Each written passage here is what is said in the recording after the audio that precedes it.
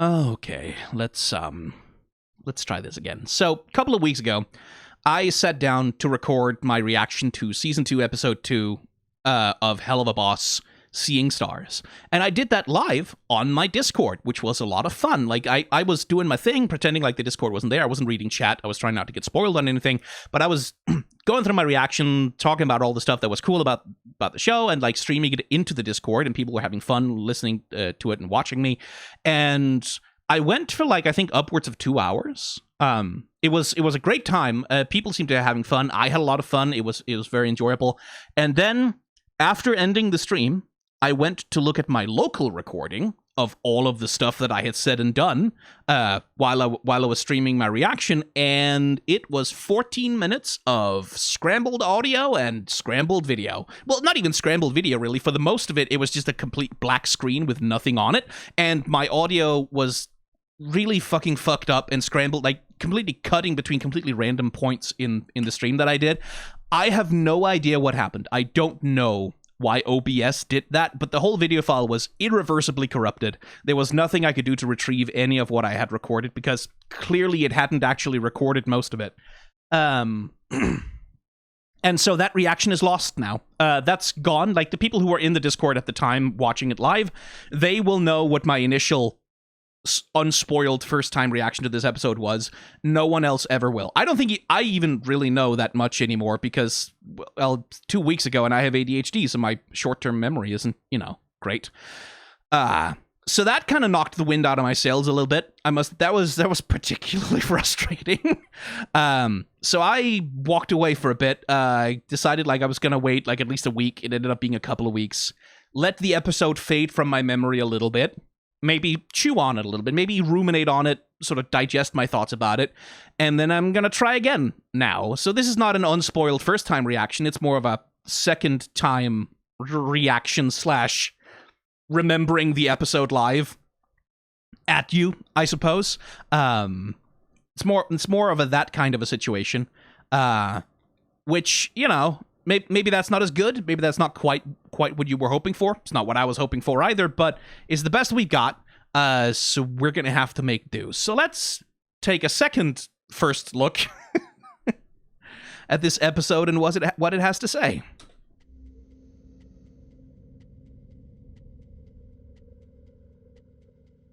In the great expanse of the Nether, there exist boundless amounts of magnificent phenomena. The great brilliance of an exploding star, the nimble dance of space dust through a nebula. But once every 1,000 years, our corner of reality is treated to an incredible...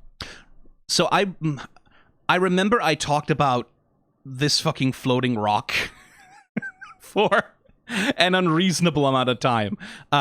When I did the first reaction, because I just have a thing about like flat two-dimensional objects that are being animated, rotating in 3D space. It's one of those little things. Is like, I just think it's neat, okay? And one of the things I think is neat about this particular, well, I guess it's an asteroid since it's in space, the way that they turn it, right? Because the turning begins basically here, right? Where if you pay attention to the lines on the asteroid, you can see how they change around the front of the asteroid from one shot to another. And then, like, even though they don't change the left side, even though they don't change these craters over here, you can see how this bit keeps being changed as, like, the animator begins the process of rotating the objects. Like, mostly they're working on this thing, and then eventually they start, like, rotating the whole thing. As it passes by, you can see how, like, this line over on the left side grows. And then, like, we get the full rotation of the thing into its, like, flying away, like, consumed by fire, whatever the hell the thing's happening. It's just, I just think it's neat. I just think that's cool. I think that was a really interesting way to do it, of, like, rather than trying to replicate, like, the hard-edged geometric perfection of, like, 3D animation, we're doing a bunch of manipulation where we maintain the outline and just change the lines on the inside of the asteroid and sort of gently warp it over time, and then, like, still we get the same effect of, like, the thing rotating in 3D. I just think it's cool. Leave me alone. This is what you came here for. I'm sure. Which, by the way, same thing with like, I remember I spent a whole bunch of time when I did the first reaction talking about this exploding star here, just because like, it's not that it's like astonishing craft or whatever. It's just that it's good craft. It reminds me, I think a lot of that comes down to, you know, like all the glow effect, right? Like all this sort of soft focus sort of glow effect thing that's going on, which like very much emulates the things that like CRT monitors, or well, CRT TVs and VHS used to do to animation back in the day, like that particular 90s OVA anime look. Like we have all of this glow, like all of this like soft focus stuff going on the star itself that just like it sort of triggers that little memory bit in my brain that causes nostalgia to pop, like the way that this thing is animated. And also just like the animation cyclings, the animation timing. I talk about this a million times, right? So I'm not going to bore you. But the flames move, then you see like the sunspots, and then like flames, and then some of the sunspots, just the white bright ones, then the dark ones, then the flames, then the bright sunspots, then a couple of things move at the same time. And like that specific like frame timing thing that they do, right?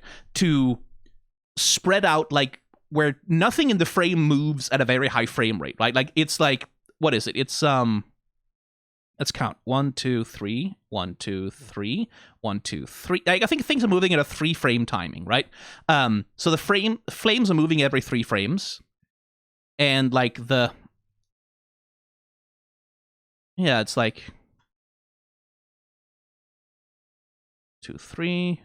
Yeah, 4 and 3, I think, is the frame timing for like the sunspots in the background. And because they're all like offset from one another, that means that something is moving like every 1 or 2 frames, right? Like something is moving on the thing, which is what creates that wonderful feeling of smoothness, right? Like where it looks really smoothly animated, even though each individual component of it is actually kind of jagged, right? Like it's actually kind of on a low frame rate, but it looks so smooth and so gorgeous. It's one of those little magic tricks that animation does that I just find endlessly fascinating and fun.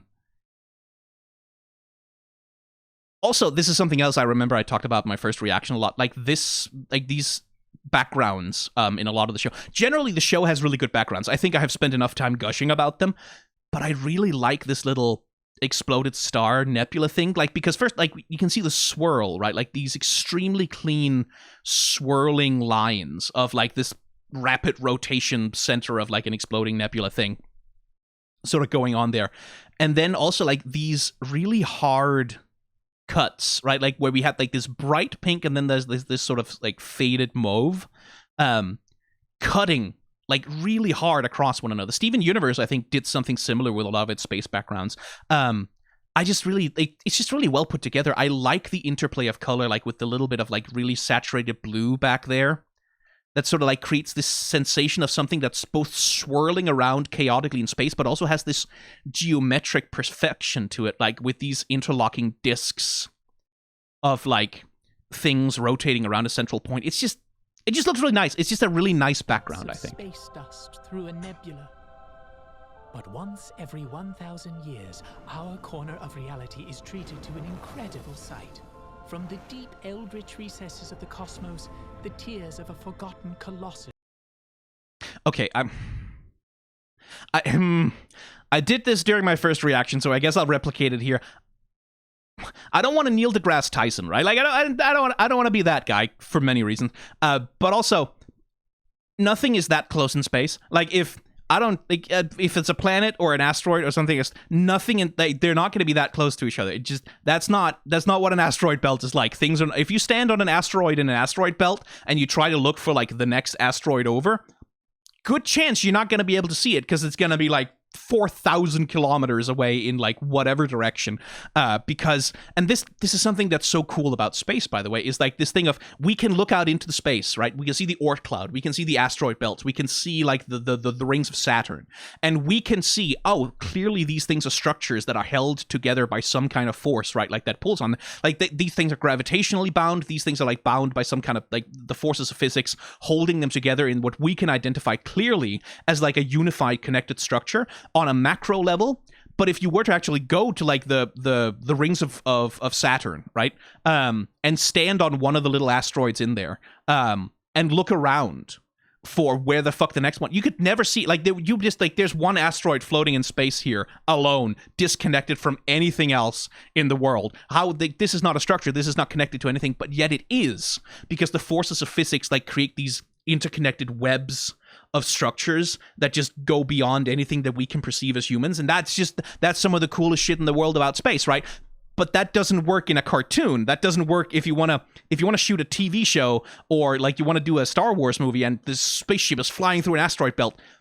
It's not really interesting if the asteroid belt is like one rock that's just sitting there and then thousands of miles of nothing in every direction. It's like you kind of have to group them together, right? Like you kind of have to make it visually interesting. But in doing so, you kind of miss out on the cool shit about space, which is that like there are forces that connect things into structures that are so much grander than any of our human senses are capable of perceiving without mechanical help, which is like, oh, that shit is so cool. That's the coolest shit about space. But in space fantasy stuff like this, you kind of can't do that. So this looks like a bunch of pocket sand under a microscope.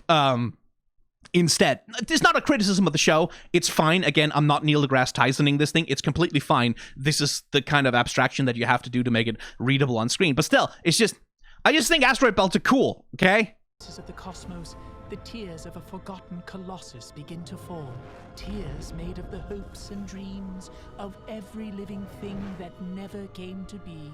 Condensed and sent shooting across the night sky in a dazzling final display. What appears to mortal beings as a meteor shower, we can see for what it is. Azathoth's tears. Daddy, can we go see it someday? Yes, dear, I promise. When the day comes, nothing will be able to keep me from being there with you. Good night, my owlet. Good night. So I don't think I caught it when I first watched the episode. I don't think I caught how like, foreshadowing is a literary device in which, like, I don't think I caught just how much the episode is setting up, like, we're about to smash cut to disappointment, aren't we? Like, he's like, oh, yes, my dear, of course, I will be there. Nothing could possibly stop me. No force in the universe could ever possibly prevent me from being a good father to my daughter. It's the only thing I'm going to care about. Like, they're setting that up so hard. Of what's gonna happen next. I don't think I caught it on my first watch through, but on the second here now, no, yeah, boy, they weren't being subtle about that, were they? Oh boy, because structurally, this episode it feels very much like a redo or sort of a structural homage to the circus episode from season 1, right? Like, because we have the same basic structure of like Stolas doing some space magic light show for his daughter, trying to be a good father to her, being reassuring, be reaffirming, like sort of centering her in his life and like caring about like her emotional well-being. And then smash cut to the present day when Stolas is disintegrating marriage and his affair with Stolas, with his affair with Blitz, and all of the other shit that's going on has rather definitively, like, forced a disconnect between him and his daughter, right? Like, Stolas has, like, with the passing of time and with all of the stuff that's happening in his life, he's become kind of a bad dad. In fact, kind of a lot of a bad dad. In a lot of ways, quite emotionally neglectful of his daughter, and well, we'll talk more about that. But that's like the structure of the episode. We're sort of calling back to the circus episode. We're exploring some of the same things, which is specifically the relationship between father and daughter here. But we're doing it with a different context now, because like while it's sort of structurally calling back to the circus episode, in terms of like the emotional through line, it's very much following on directly from episode 1, right? Like, because episode 1 was about Stolas and Blitz and their fathers, right? Like their relationship to their own parents, which sort of lays a lot of the groundwork for why they are the way that they are, right? So you see Stolas now being a pretty bad father to his daughter, and it's like, oh no, yeah, like that's understandable actually, because like how would you possibly have learned not to be like how would you have learned to be any better? Like, look what he's got to work with for parental influences, right? And that's one thing I do like, by the way, about Helluva Boss, the way that it handles Stolas as a character, is that it doesn't make excuses for his failure to be a decent dad, right? Like, he is being emotionally neglectful of his daughter. He is allowing his divorce from Stella and his terrible marriage. He's allowing his own emotional issues to spill over to his child and do harm to her, right? Like pretty severe emotional harm to this child who just loves him so fucking much. And the show isn't really like sort of going, oh well, but that's okay though because of, you know, that's like it takes a sympathetic view of him that like these failures of his are understandable, but it doesn't ever sort of go, oh well, she should forgive him because it's hard for him and like she can't expect him to be there for, like, no, like the show, to me at least, feels pretty clear-eyed that like, no, Stolas is being a terrible father here. Actually, he is allowing the shit that he's going through to cause emotional damage to the people around him. Or rather, he is causing emotional damage to the people around him because he's so fixated on his own damage and the thing that he's going through. And that's understandable. It's normal. It's like, yeah, no, that's a thing that happens to people. But it's not like, oh, well, we just totally forgive him and there shouldn't be any consequences for this and people shouldn't get to be mad at him about it. It's like, the show feels like it's pretty clear-eyed about that.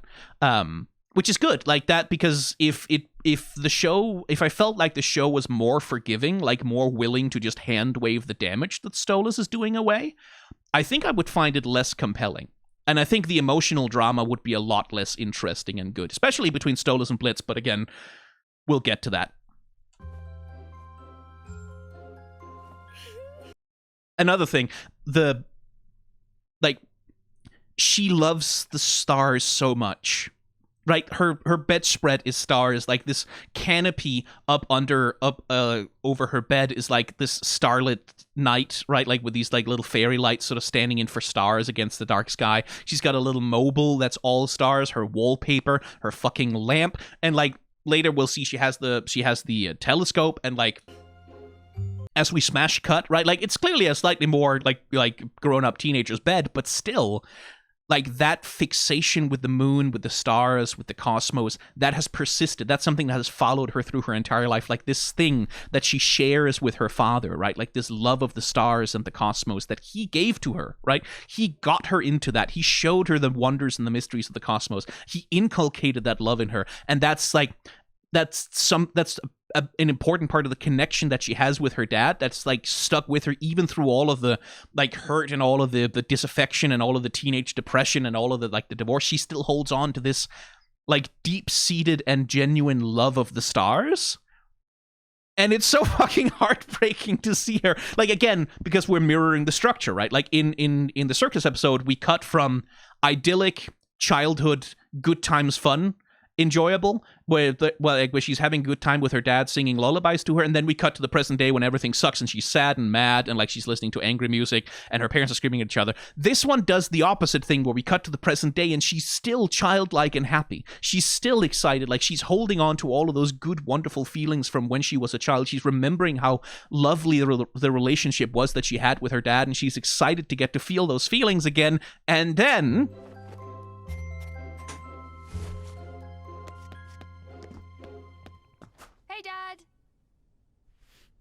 Dad? Dad? Yes, I know. It will be there shortly. Of course they're being careful. Dad, what's going on? Apparently, your mother can't exist somewhere 2 minutes without the entirety of her possessions before she... And then, of course, you know, it turns out that Stolas is more fixated on winning a fight with his wife than he is on actually, you know, caring for, paying attention to, and remembering the promise that he made to his daughter. It's like, it's fucking heartbreaking, man. It's like, oh my god, she had, like, for just a moment, she was a child again, right? Like, for just a moment, she was that little kid, just gleeful and excited about going to get to see the stars with her daddy. And Stolas has to fuck it up. Right? Because, and this is something that this episode is very much about, right? Is that Stolas, and again, it's understandable, right? Like, we know why he's so fixated on fucking, like, beating Stella, right? Like, on winning against her, on dealing with her. It's because she has been this horrible, abusive presence in basically the entirety of his adult life, right?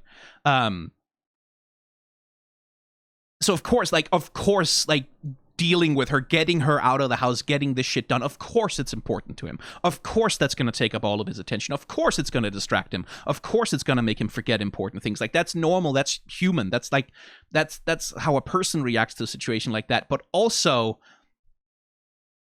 at the same time as it is completely understandable, it still makes him a bad father, right? Like, it causes him to be a bad dad, a neglectful father, to his child. And it's like, and that's something that this show, again, has been good at. It's like, it's not just, maybe except for Stella, but like, when a character is a shithead, when they do something stupid or bad or emotionally neglectful, or like, it's like, the show, with its main characters at least, does take time to sort of set up, like, yeah, no, it's not because they are ontologically just bad people inside by nature. It's because they are things that cause human beings. And like, yes, I know they're all demons, blah, blah, blah. These are human beings. These are human characters. They're just dressed up in demon costume, but the stories we're telling are human. They are about human things and human behaviors. They are just human beings, like, who are doing the best they can with the circumstances that they have, and like, reacting on their damage, reacting to their own like problems and their failures. And Stolas, this is my read on him anyway, to me very much seems like now that he has finally taken the step of like saying no, right? Like, of saying, fuck off, I'm not doing the sham marriage anymore, I am not just being a good little puppet of the Arsquisha family, like, I'm not just fulfilling my role, I'm not being a thing for other people to use now, I'm finally taking control back over my own life and like pursuing what I want, and like getting some gleeful, you know, like finally getting to gleefully tell Stella to fuck off, and like pursuing his romantic relationship with Blitz, that's like becoming very important to him. In becoming so fixated on like reacting to his own damage and to all of the bad shit that has happened to him, he's starting to let that damage splash onto other people, right? Like, that's the contrast between the past and the present, is that clearly in the past, Stolas was a lot better at shielding Octavia from the cracks in his marriage, right? Like, he was a lot better at shielding her from like the pain and the abuse that was happening between him and his wife, right? And again, as we talked about, Stolas is also very much an abuse victim, right? Like, it's understandable that the damage that he has suffered would make him act this way, but regardless of why he's doing it, he's still hurting his daughter, right? Like, when he, as the adult, should know better. Even though, again, like, it's that thing. He should know better. He ought to know better. As a father, he ought to be better at protecting his children from the kind of damage that he has suffered. But also, where would he have learned it from, right? Like, what father figure does he have in his life to teach him how to be a dad to his daughter? Not his Jafar-ass motherfucking biological dad, that's for damn sure. So it's, yeah, that's what I like. Like, I like that there is this interplay of it's understandable, but it's not okay, right? What? No, I'm not turning her against you. Yes, Stella. Dad, this is going to be done before tonight, right? What? Oh, I hardly think so. Knowing your mother, this will take all weekend. Don't be gentle about it now. Break whatever you have to get it all in there. What? What did you just tell them to do? But tonight we're supposed to... Darling, can we not talk about this now? Your mother's being a real bitch.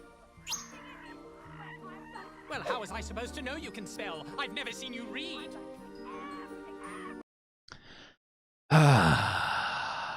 Stolas, oh boy. His animation here is also really good. Like, as usual, like, Stolas as a character design is, as I've talked about before, right?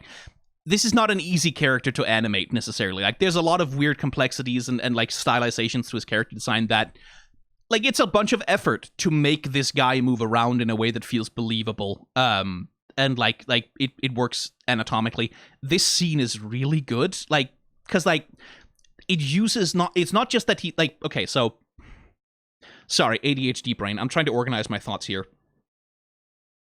So, in acting, there's this concept called object work, right? Like, and it's very simply, like, if you're playing a character, one of the ways you can express who your character is, how they're feeling, what they're going through, like, what their internal emotional state is, how they relate to the world around them, is by interacting with objects in the scene, right? Like, this is something that's very relevant for stage acting, maybe a little bit less relevant for, like, green screen acting in, like, Marvel movies or whatever, but I think it's a very common acting concept of like, if you want to show something about how your character relates to the world, have them interact with objects in various ways. Or if they completely refuse to interact with any objects while everyone else interacts with objects, that says something about who they are, right?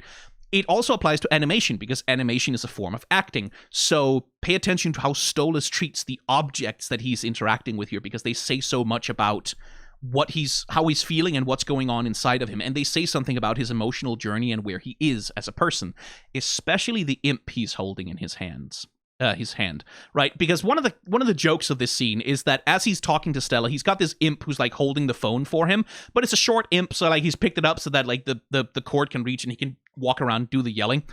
As he gets more and more agitated and angry with Stella, like as he reacts more and more to like this fight that he's having with his wife, he squeezes the imp more and more, right? Like that's the joke of the scene, is like as he gets more and more angry, he squeezes this like innocent, like this nothing to do with what's happening to him. This imp didn't do anything wrong. This imp is in fact doing their job really, really well and very faithfully and just trying to help him, but he's squeezing this poor person and hurting them quite badly as he goes through this fight with his wife. And as he's handling this imp, he's treating it as an object, right? Like this person that he's holding, he's treating them as just an object, just a thing, right?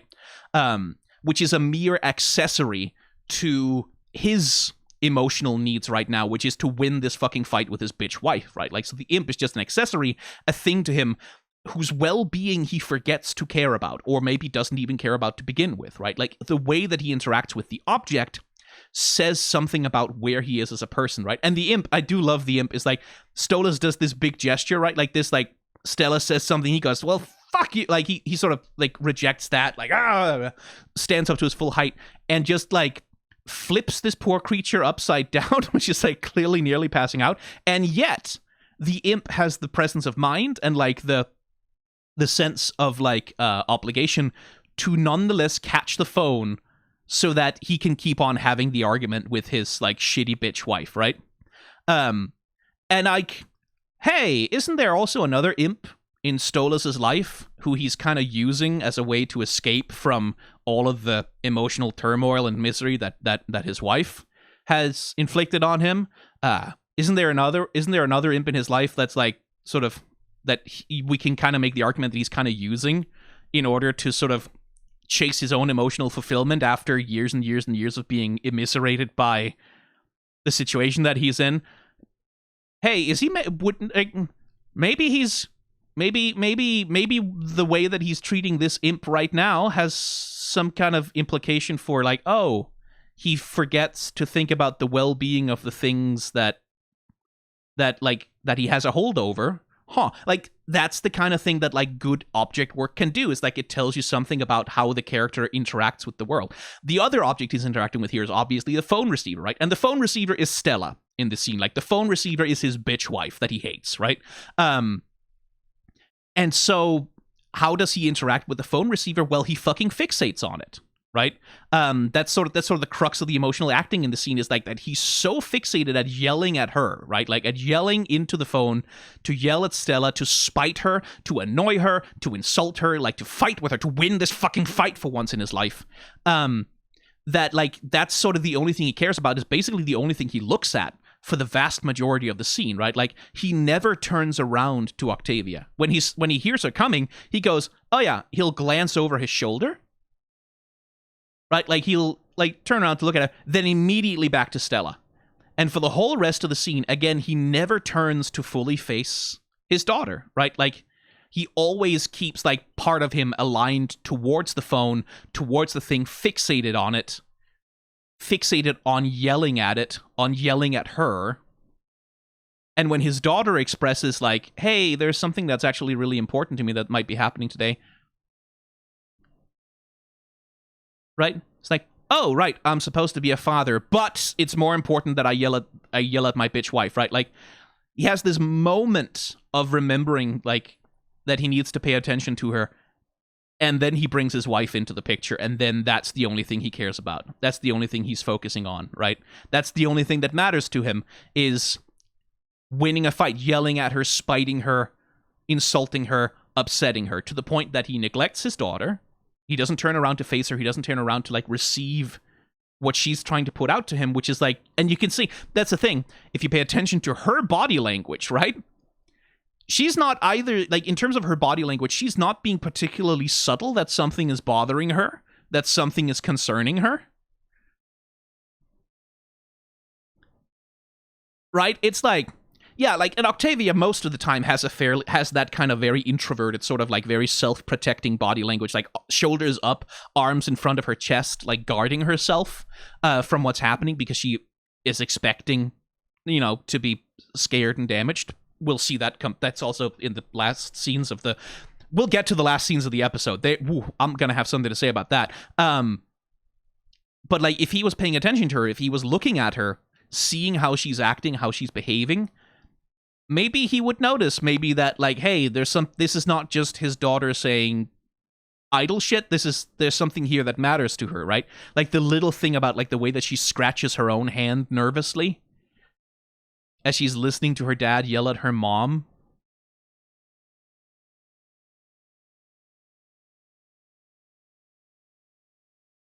And it's just, again, it's good acting, it's good animation, right? Like, it's...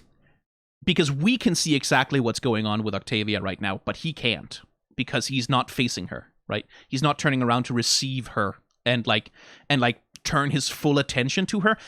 His attention is always fixated here, on the phone, on the fight that he wants to win. Well, how was I supposed to know you can spell? I've never... And it's heartbreaking.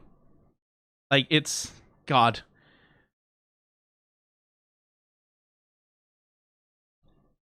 And as usual, like I like to talk about, Stolas' animation is just lovely. Like, this big arc he does, right? As he's, like, turning around to walk towards the moving van. Like that. Like, when he, like, drags the whole ass imp up into the sky, like, as he begins to stomp off. It's like...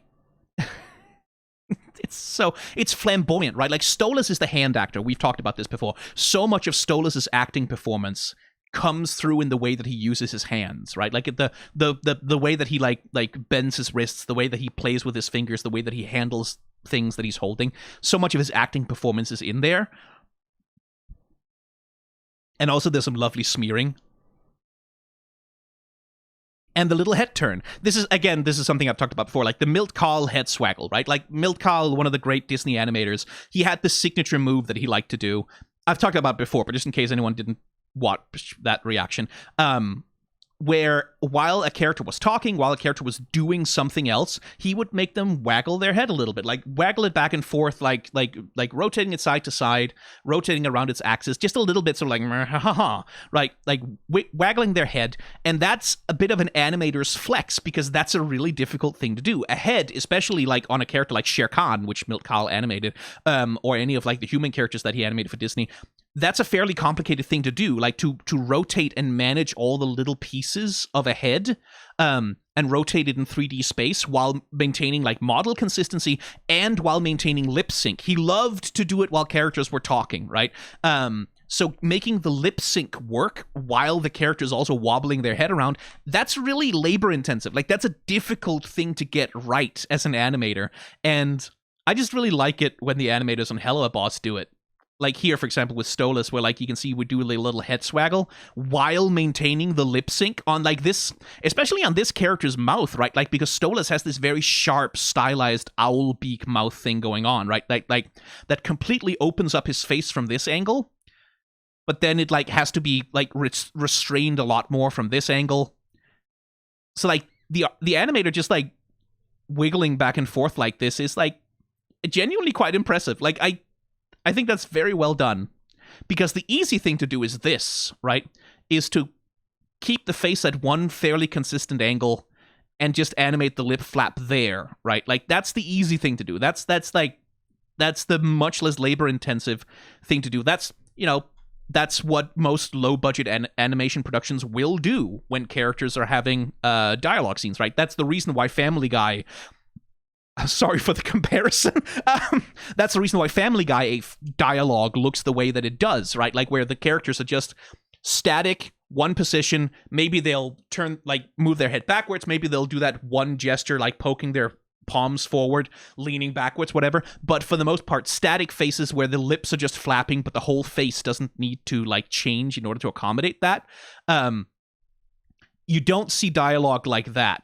You don't see like a character shaking their head with the mouth animated, synchronizing with the lip flap while the thing is rotating. That's fairly rare for Family Guy. Like sometimes, and I won't say like Family Guy sometimes has really high animation quality. Like occasionally in their episodes, like if you pay attention to the things where they're not cutting all the costs, Family Guy can actually have some really impressive. I'm thinking especially of it's a clip that went around Twitter a while ago which is like a scene that's like on a boat, some comedy thing, but like where the characters are obviously animated Family Guy style, which is not particularly impressive, but then there's like a huge wave that washes over the boat to the side and like the boat capsizes, and that's like really fucking impressively animated because like the people who do Family Guy are really good animators, right? Like these are very, very competent studios that can actually animate to a really high level. They're just not asked to do that because they're working on Family Guy, and Family Guy has like a very low budget look that's like part of the show's aesthetic.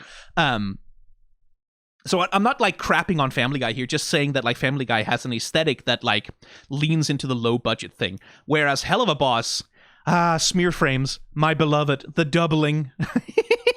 Oh, they forget his beak point there a little bit. Animation mistake! Haha! It's a trash show now, it's terrible. No, it's not.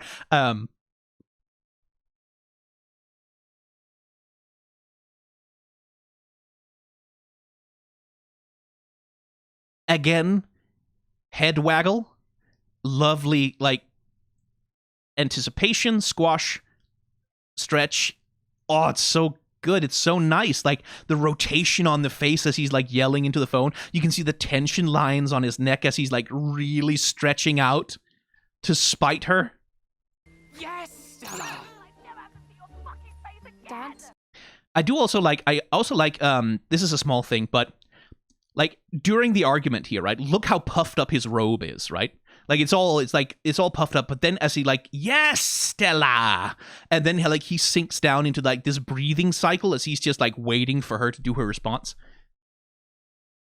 You see how the robe even collapses a little bit there as he's let out a bunch of energy. Now he's sort of recovering a little bit. The robe is sort of supporting that. It's just, it's good animation.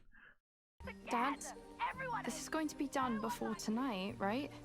What? Oh, I hardly think so. Knowing your mother, this will take all weekend. Don't be gentle about it now. Break whatever you have to get it all in there. What? What did you just tell them to do?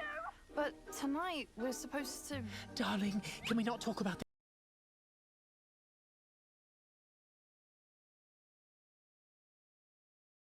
Anger, sort of frustration, anger, frustration. Nice little swap. Smear frame. Nice little swap in the expressions, right? Like he clearly... The one thing Stolas doesn't do, right, is take his anger out on his daughter, which is like good on you, because like plenty of abused men have failed that particular test. And I do like the way that we swap his acting between when he's yelling at Stella, right, versus when he's trying to sort of get Octavia to just give me a second, darling, just like, just let me deal with this thing that I'm fixated on right now rather than paying attention to you, because yelling at your mother is more important to me, so please leave me alone right now. But he's being gentle with her, even as he's doing something that's quite emotionally brutal to her. E-I-T-C-H. Well, how was I supposed to know you can spell? I've never seen you read. Everything you are.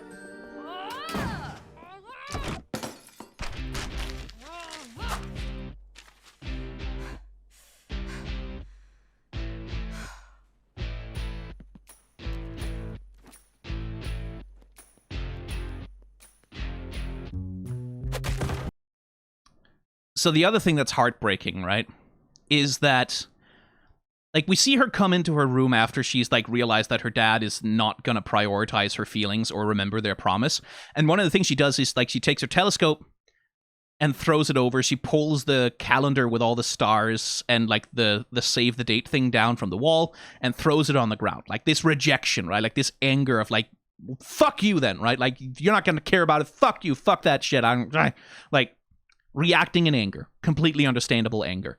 And yet the decision that she makes, right, ultimately, which is the crux of, like, the conflict of the episode, is, well, if he's not going to take me to see the stars, I'm just going to go myself, right? Like, that's the rebellion that she's having, is like, well, fuck you, I'm going to go anyway. Like, if you're not going to keep your promise, I'm going to go anyway because you promised this to me. And what's heartbreaking about it is, like, the other reaction she could have, right, is that when realizing that her dad is not going to keep this promise, is to say, well, then I don't care about the fucking stars, right? And that sort of seems to be where she's at initially, right? It's like, well, fuck it then. Fuck it. I don't care about it. Doesn't matter then. Fuck it, right? And to just fully reject this thing, right? But the stars, right, like the astronomy, that love they share for space is a hugely important part of the connection between them. That's a big part of their relationship, right? Like, that's how Stolas used to sing lullabies to her and put her to bed, is to tell her stories about the stars and about the universe, right? This is something that to her, this memory is clearly like, these are the times when I was happiest with my dad, right? Like, these are the times when I felt most at ease, most loved, most happy, most confident, when I didn't feel afraid, when I didn't feel like a burden, when I didn't feel like I was a problem that my father didn't want to deal with. Like, these are the times when we shared this love of the stars together. So, like, this is very important. So what she does in this episode is not reject Stolas, right? She doesn't say, well, fuck you, I don't care about you. She says, well, I'm going to go find that feeling again on my own then. Like, I was hoping that you'd come with me and we'd share some father-daughter time and we'd get to, like, recapture that feeling of, like, the bond and the love that we had and, like, how wonderful and how safe and how sweet it was back then. Well, if you're not going to do it, I'm going to do it myself. But what she's ultimately doing in this episode is she's looking for her father, right?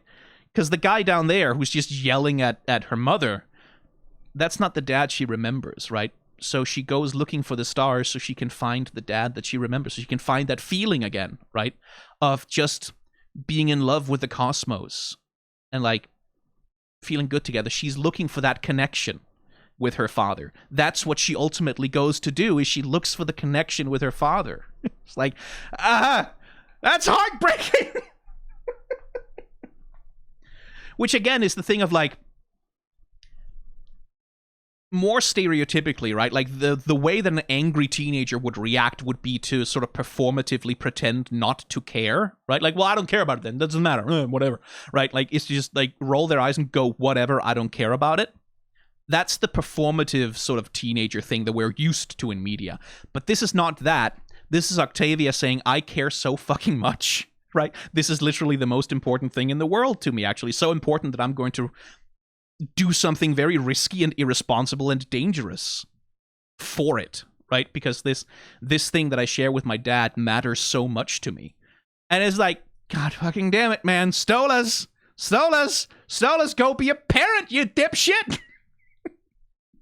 Stop being the world's most divorced man and go be a dad.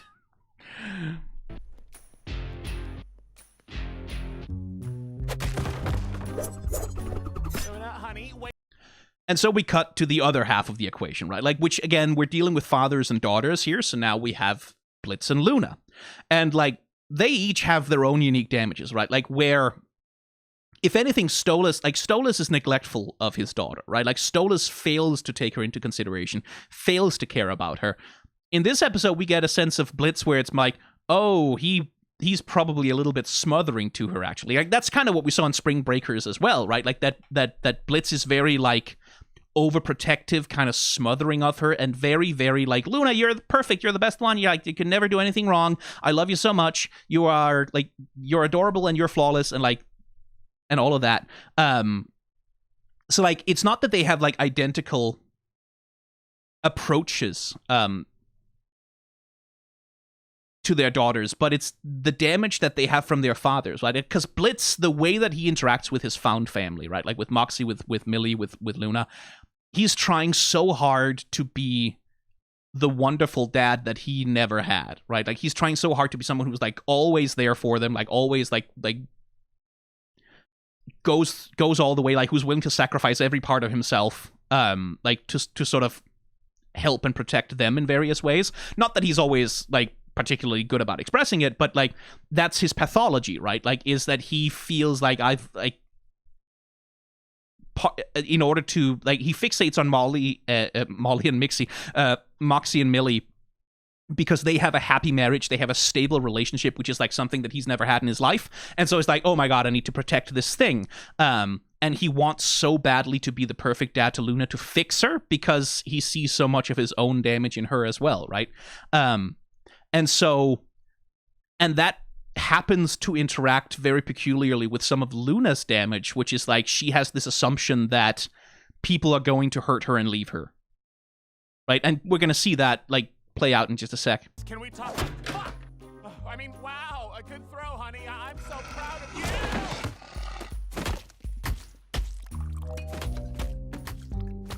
What's this all about, honey? Oh, Blitz finally talked to her about her attitude with clients. I just think some small tweaks might help you be more of a people person, you know? I am a people person. If I'm so terrible, how about you just grow a pair and replace me? See, that's Luna's damage right there, right? And we saw that in like the party, right? Is that Luna has this assumption that shit is just gonna go bad for her. Right? Like she's gonna be rejected, she's going to be outcast, she's going to be thrown away, people are going to hurt her. Right, like this is just gonna happen. That's sort of a baseline assumption that she has, and like in the same way, like at the party, right? Like when Queen Bee expressed concern, hey, your dad is like really kind of overdoing it on the drinking. Like maybe you should go take care of him. What Luna hears is, you're annoying me and I want to get rid of you. I don't like you. I don't want you here. I'm rejecting you. Go away. Right? Like I have invented an excuse to get rid of you. That's what Luna hears. That's why she gets so fucking angry, right? Because rather than like what Queen Bee is actually trying to do is help her, right? Like Queen Bee is expressing concern for her father and for her, right? Like it's like, hey, if your dad gets in a really bad way, that, right? But what Luna hears is rejection. What Luna hears is, I'm unwanted. They have come up with an excuse to get rid of me, right?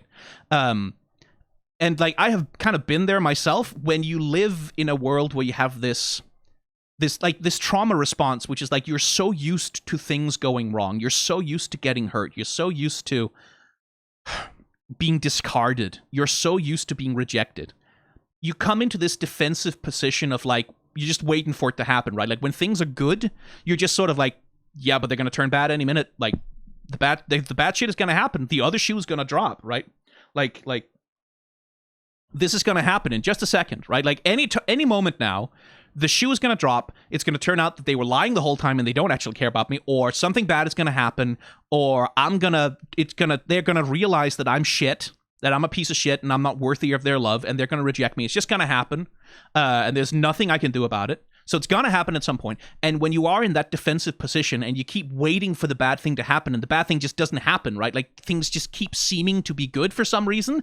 And it's like, you can come to a point where you're so stressed out waiting for the other shoe to drop that you can go, well, just make it happen. Let's just go, right? Like when you concoct a reason to be angry at the people you care about, so you can push them away and reject them and make them upset with you, so that they will finally do the thing that you know they're going to do anyway and reject you, so you can get it over with, right? Like, so you don't have to sit in this anxiety and stress just waiting for the bad thing to happen. Let's just trigger it. Let's just make the bad thing happen so we can get it over with, so that we don't have to sit in this stress and fear anymore. So like we can return to the normal state of the world, which is, I am rejected, I am unloved, no one wants me. But that is where I'm comfortable. That's what I know. That's what I understand. This is where I know how to be a person, right? Like this is where I know that's what I know how to navigate. And then like maybe I can have some peace of mind again, knowing that, oh yeah, like of course, like this time, just like all the other times, it's because I'm terrible. No one likes me. I'm incompetent. I'm useless. No one wants me, and that's how it's going to be forever, and so I don't have to deal with the stress of the possibility of things being different, right? And that, to me, seems to be what Luna is doing here, and that's part of, I think, where her aggression comes from. It's like, it's this self-defensive impulse, right? Like, that's why when Blitz says, hey, maybe, like, some parts of what you're doing for the job, you could do it a little bit better, that's like, that sets her off like a bomb, because to her, that's not Blitz trying to help her be better at something. That's like, oh, here it comes. You're about to tell me, right? Like, you're about to do it, right? Cool. Okay, fine. Let's go, motherfucker, right? Like, it's self-defensive, right? You're about to throw me out. You're about to replace me. So why don't you just go up here and do it? Like, instead of stringing me along, like making me, letting me believe that things could possibly be better. Just fucking do it. Just do it, you coward, right? That's where a lot of that anger and aggression comes from. Like, it's self-defense. And that's something that, like, later in the episode, we're gonna come up again. And that's also, like, by the way, that's part of why Luna just doesn't seem to give a shit about being a good receptionist or putting in any effort. It's like, at least, again, this is my read on her. We'll see how much that bears out down the rest. This is my reaction, right? Like, as it were. This is my read on her right now. Part of the reason why she doesn't seem to give a shit about, like, doing better or being better or, like, putting in more effort. It's like, well, if you have the presumption that at some point they're going to throw you away anyway, then why would you eventually? Like, why put in the effort? The effort doesn't matter. You're going to get thrown out anyway. She's probably had times in her life when she has tried so fucking hard for so fucking long to be good enough. Right? Like, she's tried so hard to be worthy of love, to be, like, to be someone that people don't want to throw away, and they do it anyway every single time. Eventually, you come to the point of, like, yeah, well, why would I? Like, why should I put in the effort? It's like, at most, it's just going to delay the inevitable, right? Like, if I put in a whole bunch of effort, yeah, sure, maybe they'll keep me around longer, but they'll still throw me away. I can't be good enough, right? Because I'm not good enough. I'm a piece of shit. I'm garbage. I am unworthy of love. I am unlovable. I will never be cared for or loved for who I am. So why put in effort? Why try? Like, why waste my energy and my resources trying to do better or be better when I know for a fact from experience that it's always going to end the same way, with me being thrown away for not being good enough, right? That's my read on Luna, is like part of the reason why she acts so disaffected, acts so much like, well, I don't give a shit about this fucking receptionist job, I don't care, I'm not going to put in any effort at my work. I think it comes from that, like, from that assumption that, like, well, it doesn't matter. I could put in all the work I want. I could dedicate my whole life to doing nothing but the work for this, and yet it's not going to matter, right? Like, I'm still going to get thrown away, so I'm not going to bother. Which, again, is part of that thing of, like, well, if it's going to happen anyway, let's just get it over with. I'm just not going to put in any effort, and then they'll finally throw me out sooner, so I don't have to sit here waiting for it to happen, kind of thing. That's my read on Luna as a character, anyway. Which, like, and Blitz has this fixation with trying to fix that, right?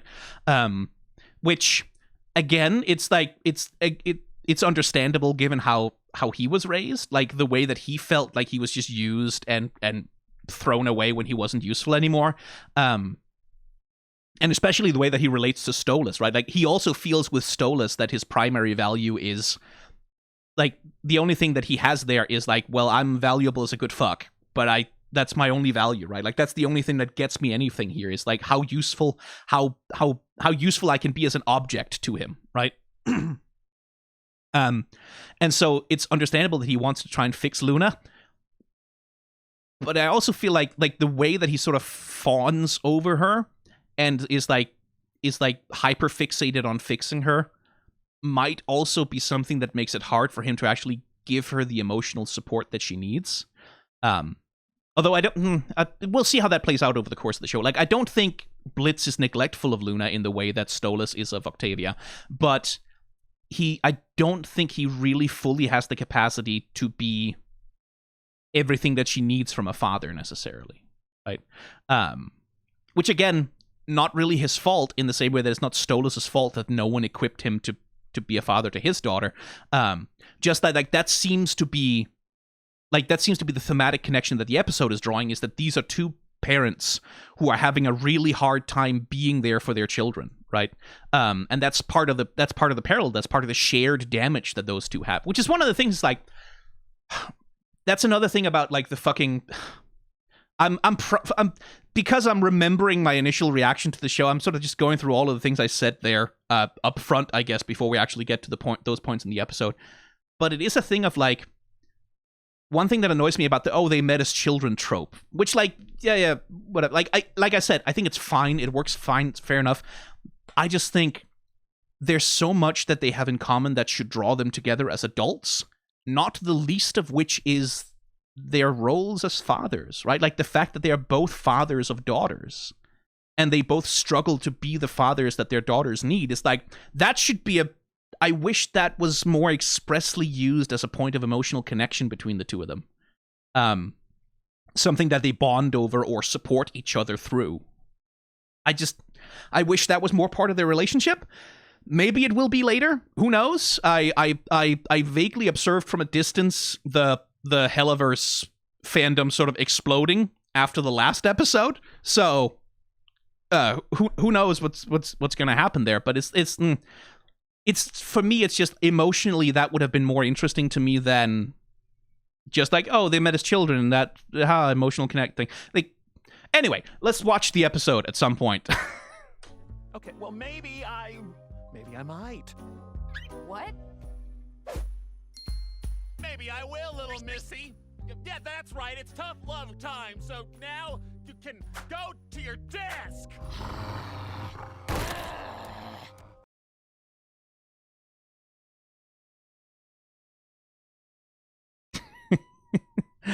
Blitz is at his best when they're animating him like fucking old, like those old rubber action dolls.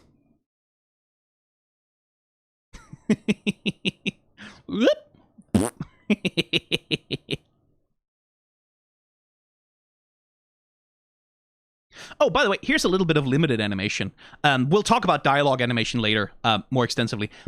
Blitz's animation here, as he's like delivering that lecture to Luna, you see how his body never moves whatsoever, right? Like, it just stays in place. The only things that are moving are like his head and his arms, and they're only doing what limited movement they need to do in order to get like the point of the scene across. That's called limited animation, because you are only animating the parts of the character that need to be animated in order to do the thing. Hanna-Barbera, the most famous example of limited animation, where like when characters talk, it's only the heads that move. They very rarely do anything with their hands. Family Guy is another one.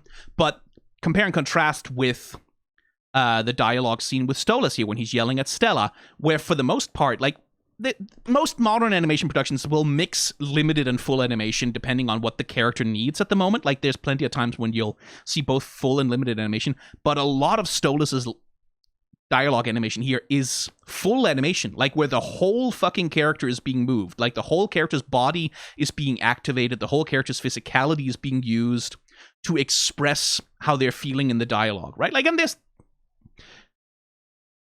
like, which one you use depends on the needs of the scene, right? Like, I don't think that scene with Blitz and Luna needed full animation on this bit in order to work. Like, emotionally, it works perfectly fine when you're just doing limited animation. And it's a good way to save time on the production, right? Like, so it's not a criticism. It's just, for me, that's like, here's a good example where you can sort of point out the difference in how these things work and how these things come across emotionally. And, biblically accurate Blitz. And it's not like there isn't good animation happening here. It's just, this is limited animation rather than full animation. And here you can sort of see some of the differences that creates in feel of a dialogue scene. Sir, if I may say so, you're doing the right thing. If we can't even hire a cheerful, qualified receptionist, how can people trust us to massacre and mutilate their enemies for them? It's good for business. Again, why put in any effort, right? When you're just going to get rejected anyway. Moxie and Millie. We'll talk about Moxie and Millie later. I do like the detail that, like, the big family portrait is the thing that's right behind Blitz's desk. Like, that's the most important thing. It's not a self-portrait like a typical CEO. It's a family portrait, right? That's cute. Like, that's, again, good part of Blitz's personality being on display in his environment here. Like, in the same way that, like Octavia's room is all, like, when she's a child, all the way up through when she's a teenager, it's all space and stars. Because, like, again, this is her connection with her father. This is, like, the thing that she loves, that she's, like, interested in. This is her interest. This is the thing that she's passionate about, that she cares about. And so her room is an expression of her character. This is one thing, like, this is a complaint I often have with a lot of modern anime, is that one of the things that gets very heavily deprioritized in the incredibly crunched production process that you have on modern anime, right? Like, and it's a thing that happens because of economic constraints, because animators just don't have time to do it. Environment design like this, like where the environment that a character inhabits, the spaces that characters create for themselves, really do some storytelling about them. Oh god, like it's rare that you get an anime that really does that. Frieren is an example of one that does do it. Like that does put a lot of care and attention into like environment design with like how characters live and stuff. But a lot of anime just don't really pay attention to that kind of thing. So I just appreciate that. Like, clearly the animators on this show do care about it. Like, they do think about, like, how does Blitz's office as an environment express something about who he is, right? As a person. How he thinks, what matters to him, what he cares about. Oh, yeah. Also, I do love that they keep, like, they do the thing of, like, where the Goetia, like, the owl people can turn their head 180 degrees. That's just a cute little detail, especially with the little sound effect they put on it. The little clickety clickety click, like it's gear operated. I also do like that Blitz's password is 1234.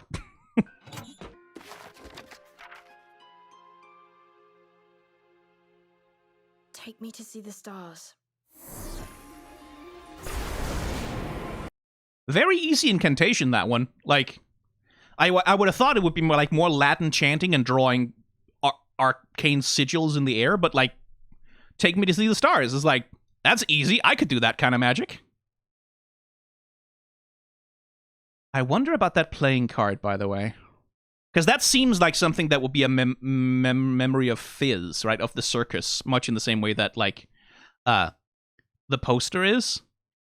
But the little burn mark around the corner there on the Ace of Spades, that feels like something. That feels like something.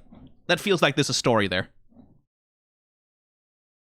Also, as ever, like, this is something I talked about that extensively in the last one, but like the compositing, good job to the compositors, like layering the animation for the spell effect over Octavia, over like the desk, paying attention to like making sure that like the lighting that's being cast by the spell is like properly reflected in the lighting of the interior of the room, like having the little shadow of the sigil as it floats in the air, like just little things that makes these two things like mix together really well and feel natural.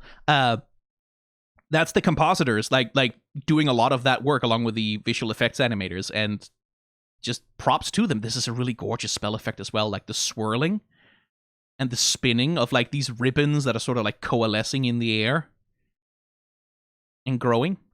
Gorgeous. Sir? The fuck? Just a little thing, but I do appreciate the Three Stooges thing. Of like, everyone tries to get through the door at the same time. And then lovely animation smearing. Whoop! And then Millie breaking a mug to turn it into Knuckles. This is a good little detail. And then there's that expression. I don't know how much to read into it. Because one thing about, again, Blitz, Stolas, Octavia, Luna, how much does Octavia resent Blitz for his role in what's happening with her father? Right? Because like Blitz is a big part of how Stolas is trying to navigate his divorce, right? Like he's the instigator of it, for one thing. Like it is sort of, depending on how you look at it, kind of Blitz's fault that all of this is happening and that her father has become so fixated on all of his own emotional damage and like trying to reclaim his own happiness and like shouting and yelling at her mom. How much does she blame Blitz for that? Because it wouldn't be like logically perhaps, but emotionally it wouldn't be unreasonable for her to be mad at Blitz for introducing that chaos into her life. And like that expression there, it does feel a little bit like it has some resentment in it to me, but I don't know how much to read into that. Luna? Oh yeah, you have a visitor. Where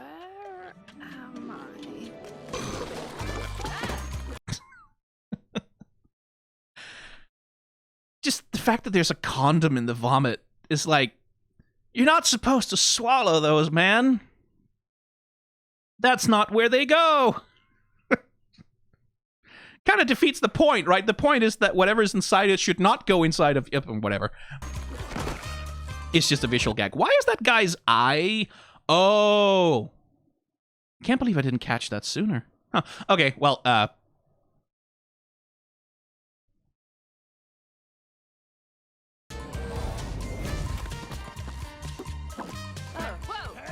guess his eye was squeezed out of his eyeball when she fell on him. My territory, bitch! Take your shitty costume and get the fuck off my corner!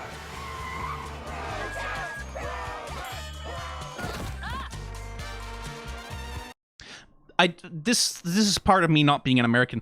I didn't know that like the street performer thing, like the guys in wacky costumes who charge people for selfies. I didn't realize that was like an LA thing as well. I thought that was specifically like a New York Times Square sort of thing, but I guess it happens in Los Angeles also. I guess around the Walk of Fame glamorous parts of town. I guess it would make sense for that to happen in any touristy part of a town, but okay, like it, and this, okay, so here we also get to like I think I've expressed that I like this episode plenty at this point, but also the part of it that I don't think works so well is the Los Angeles entertainment industry jokey jokes, right?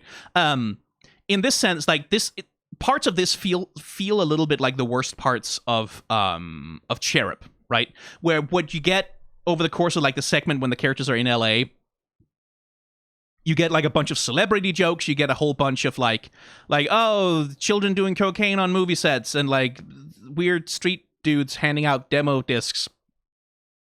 And like, oh, here's an influencer who's I don't know what this is a reference to. Where it doesn't really feel like the show has anything on its mind about it. Like that we're doing a whole bunch of Hollywood jokes, but the show doesn't have a point in mind. Like it's just like, oh, weird, freaky shit. Edgy jokes about but it doesn't seem like it has a point in mind that it wants to make with those jokes. Like it's just making the jokes because of ha ha ha ha, fun time, silly, whatever, right?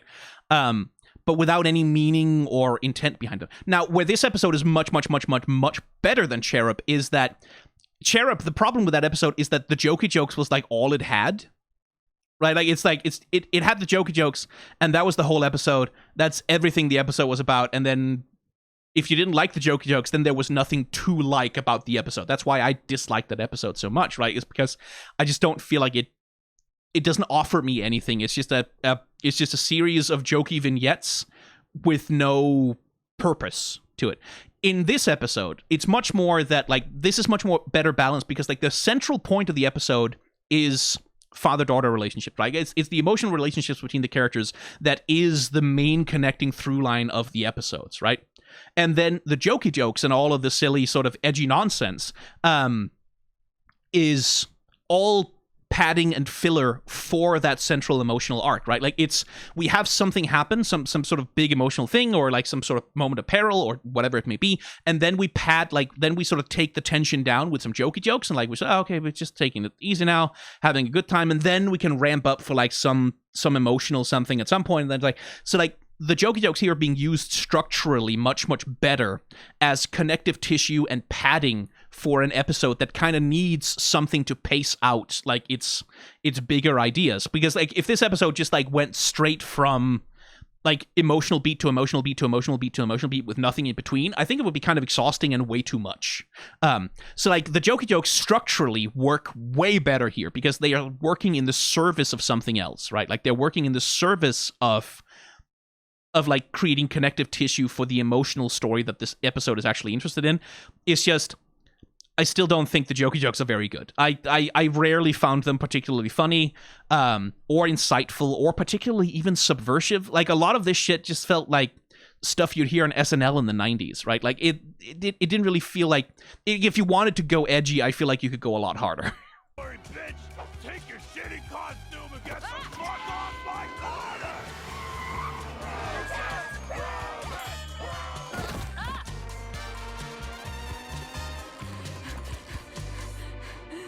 I do like, though, that LA is being presented like, you know, in movies, like when a character is transported to a magical other world and like they stumble through and it's like, oh my god, everything's different, everything's changed, I'm scared, I don't know what's happening. And like here, that's just LA. Like LA is being presented as like this, a place that is so strange and bizarre and grim and horrible that like a character would react like with hyperventilation and fear to being suddenly thrust into the middle of it. Like that at least is a joke that's a little funny. A nice little match cut also between like Octavia having a freak out and Blitz having a freak out. Shit, what the fuck am I supposed to tell Stolas? Well, he seems to like you, sir. Maybe he would understand. Okay, my dick is good, but it is not that good, Moxie. Again, Blitz only really understands his relationship with Stolas as one of sexual objectification, right? Like, it's like Stolas only cares about me because I make him come. If I, like, and I can only get away with, like, things that are less troublesome and problematic than the orgasms I give are good, right? It's a little thing, but I do like that that's Blitz's reaction here. Like, why is he so scared to tell Stolas what's happened? Well, it's because he doesn't really think of Stolas as his friend, right? Like, he doesn't really think of Stolas as, like, a fellow parent or an equal. He thinks of Stolas as someone who is using him temporarily for, like, services that he can provide, and who's not willing to tolerate essentially any failure on Blitz's part, or any, like, causing any more problems than what's worth a good fuck, right? So, like, we get, like, that's the nice little thing of, like, oh yeah, no, Blitz would think that, wouldn't he? Sir, I don't think we really have a choice. So what, you want me to just call him up and be like, hey, Stolas, so your daughter came by, took your book, and teleported off to who the fuck knows where, and we have no way of getting either of them back, okay? Okay, good talk, bye. Wow, that actually went better than I thought. That's a good comic timing bit, though. I do like the comic timing of this. Like, first of all, we do the Gilligan cut, right? The Gilligan cut, by the way, as a film technique, it comes from Gilligan's Island, right? Like, it's when a character is like, what, you want me to just do that thing? That one thing? I'm not going to do that thing. That thing's stupid and I'm never going to do it. And then we smash cut directly to the character doing the thing. That's a Gilligan cut, right? Like, so that's what's happening here. If, like, what, I'm supposed to just call him up and say, like, and then we smash cut to him doing the thing. That's a good little joke. Like, that, the timing of that lands and works pretty well. Then he delivers, like, all the horrible news. And then it's like, the phone is going to explode. And then, oh, the phone didn't explode. Well, I waited for all of 2.5 seconds and nothing happened, I guess. Everything's okay. Boom. Like, that's good comic timing. Like, structurally, that's a joke that works. Also, Stolas' demon form, always love to see that. Like, the red and black, it's stereotypical, but, like, all the glow that they put on the red, like, really, I think, sells it. Oops, that's zooming in way too far. Hey, can you help? How do I get, excuse me, I just need to know where I can see the stars.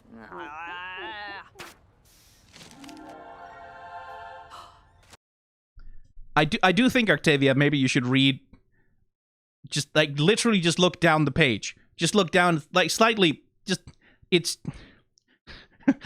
I understand the joke here, but still, girl, read more than the top line of the thing.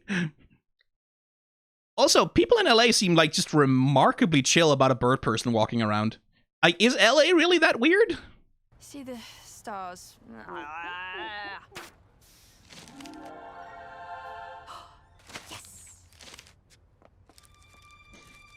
How could this happen? Do you just let anyone waltz into your office and grab infinitely powerful artifacts? Why would she do this? How are we supposed to find her? Where would she go? Again, object work with Stolas. The hat, right? I do like the little way that, like, he's crinkling and, like, squeezing the hat and, like, twisting it as an expression of how anxious he is inside. Why would she do this? How are we supposed to find her? Where would she go? Well, it reeks of urine and desperation, so... Ugh. L.A. What? All right, Luna, let's make this quick. In and out before anyone notices us here. Oh. Wait, who is it that throws Luna out the portal? Is that Moxie? No, it's Blitz, okay. and out before anyone notices us here. Oh, this doesn't look much different from hell. Haha, LA is not a lot different from hell because it's a terrible place. Again, it feels so much like just Jay Leno bits. Like, LA, have you heard of that? Oh, LA, it's terrible. Like, it feels like late night comedy bits, like, from the 90s that haven't aged very well. All right, now let's get to work. Looney, sniff. How am I supposed to smell anything in this city? Can't you even do one thing right? So Moxie, right?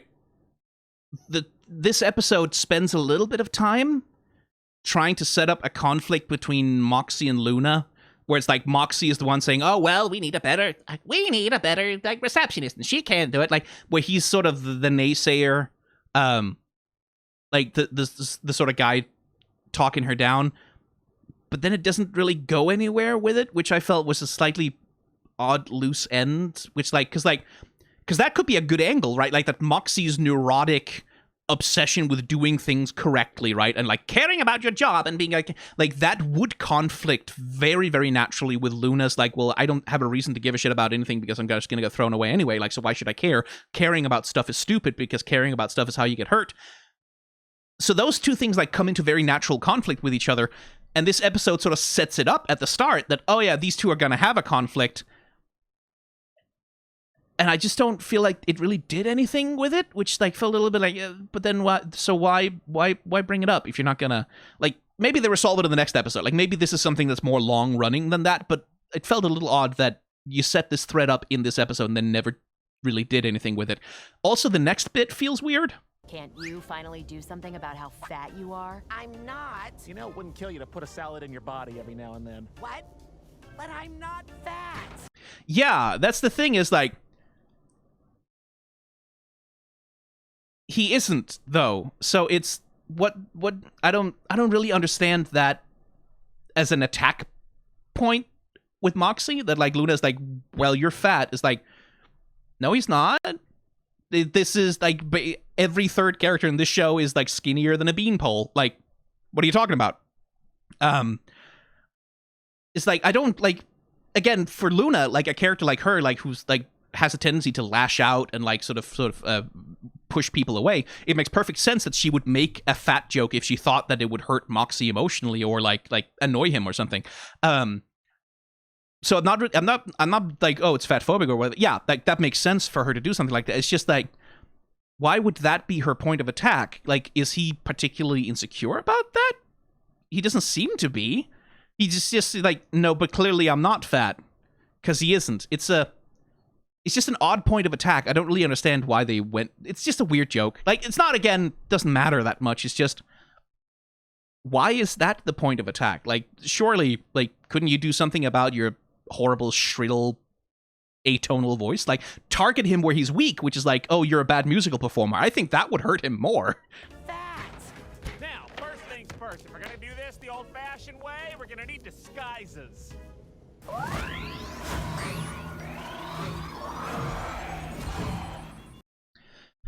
Show me an indie animator who, when given the chance to do a Sailor Moon transformation sequence, won't take it. Show me one. You can't find them. They don't exist.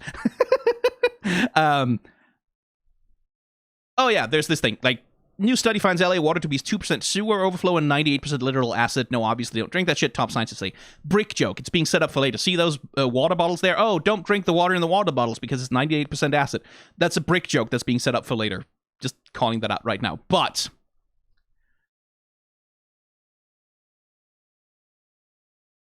I also will say I appreciate myself a good Sailor Moon transformation sequence. It's not just Sailor Moon, obviously. Like, this is brought a magical girl thing. But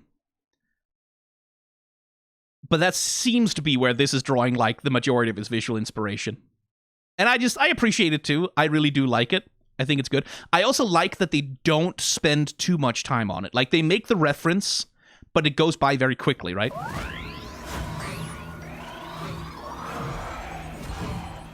Because the show kind of knows, like, oh yeah, like, you get it. Like, you understand what this is. We don't need to do the whole transformation sequence, like, with the slow rotation and, like, focusing on, like, here comes the thing on the legs, and then the thing on the arms, and then the eyes. And, like we can just kind of puff it over and like the reference is made, the joke lands, and then we kind of move on. I appreciate that. Also, character design thing. Stolas' human disguise has clearly not been updated since like the late 1800s, right? Like it's like he's like last time he checked out what human fashion is like was sometime during the Edwardian period, and he's never bothered to update it. I quite like that as a piece of character design for him, is like that our big sassy goth prince just like this is his idea of what a human contemporary disguise is like. That works. Also that his tail feathers are slightly represented in like the like little there's plenty of good little things about like his human character design. No chance you can conjure us a couple of those, can you? Sadly, no. I'm afraid without my grimoire, my powers are just a tad limited in the human world. What? Again, Stolas is the hand acting guy, right? So, I'm afraid not. Like, without my grimoire, which he sings that, right? Like, he doesn't just say grimoire, he says grimoire. He sings that. I do like that like, he's a bird, right? Like, he literally sings certain words because he's so dramatic.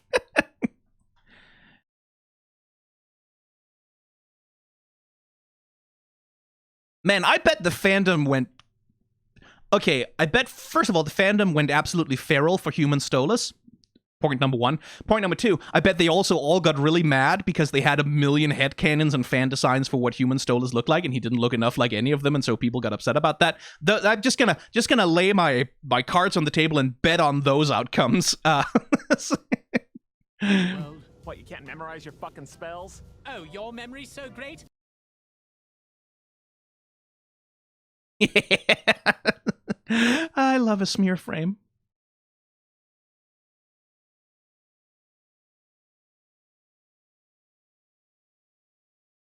Oh, your memory's so great? What's his phone number? Fuck you. Another little thing I appreciate, like Stolas does the thing, right? More good smear frames. Stolas does the thing, right? Like he says, what's his phone number? Points towards him, but then as he's standing still, just waiting for Blitz to react, we get that little hand gesture there, right? Like that little roll of the wrist and like the wiggle of the fingers, because again, Stolas is the hand acting character, right?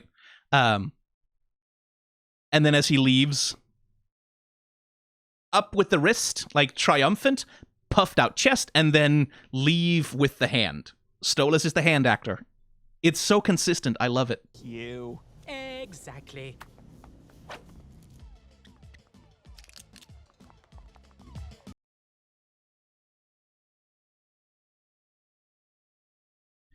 Stolas is the hand actor. That little excited shake as he puts the sunglasses on. Hey, little man, how about you check out this demo right here? This is premium grade A fire right here. Perfect for you to crank with the little lady. Oh, wow. You made this? Thank you. Hey, hold up a sec. You just gonna grab it and go? He said thank you. $20, man. Millie, we need money to pay this talented artist. You can just give it back, Mox. Millie, these artists put their heart and soul into their work. I can't just give it back like it's worthless. It probably is. So Millie and Moxie in this episode, they don't really have anything to do, right? Like, again, this is where, at the start of the episode, they're kind of setting up that there's supposed to be a conflict between Moxie and Luna, right? Like, where like their personalities rub up against each other, like very naturally, like a conflict that makes sense. And then for the episode, they just mostly is like, oh, they get left behind here, and then they just hang out in LA doing a few bits. Like, they're sort of part of the Joke comedy skit bits, but they don't have anything to actually do in the episode, right? And I completely understand that for the purposes of the excursion to LA, it makes sense that, like, the writers would like, okay, Moxie and Millie probably shouldn't be there because this is fundamentally about Blitz and Stolas and Luna and Octavia, right? Like, so those two characters, like, they're not really relevant for the episode as such. So it makes sense that you would do something to get them out of the way. But, like, the thing I would do is just, like, so don't make them come along. Like, have Octavia break into Blitz's office while Moxie and Millie are away doing something. Like, just don't have them be part of the episode, so you don't have to solve the problem of what to do with them once the main conflict kicks off. If you're not going to do anything with the Moxie Luna conflict, it's like, I feel like they're kind of pointless in this episode. Like, it's not that they're bad, it's not that they detract from anything, it's just that they're there, they take up screen time, and they don't really add anything except interacting vaguely with some jokey jokes. Sick demon costume, man! It's metal as fuck! I like the animation on this lady also. Like the way that she's like hunched over is like metal as fuck, and then almost falls over, catches herself, and then sort of waggles off like that. That's cool. I have an idea. Whoa, hey. That is a good joke, though. I remember when I watched the episode the first time, I didn't see that coming at all, because I thought, okay, yeah, this is the classic moment of like a character has like, I have just had a brilliant idea, so they're going to stand up, they're going to do some kind of suave movement because like they think they've got it all under control, and then we're going to Gilligan cut to the thing either working or not working or whatever. So depending on, like, I was anticipating that move. I wasn't anticipating. I have an idea. Whoa. I wasn't anticipating the drop, right? That he would flip the coin into the air, miss it, and then go chasing it like an idiot. Like that was a good joke. I remember that got me. I have an idea. And to your left, you'll see the home of one of those influencers who thinks they're hot shit because now they do TV shows.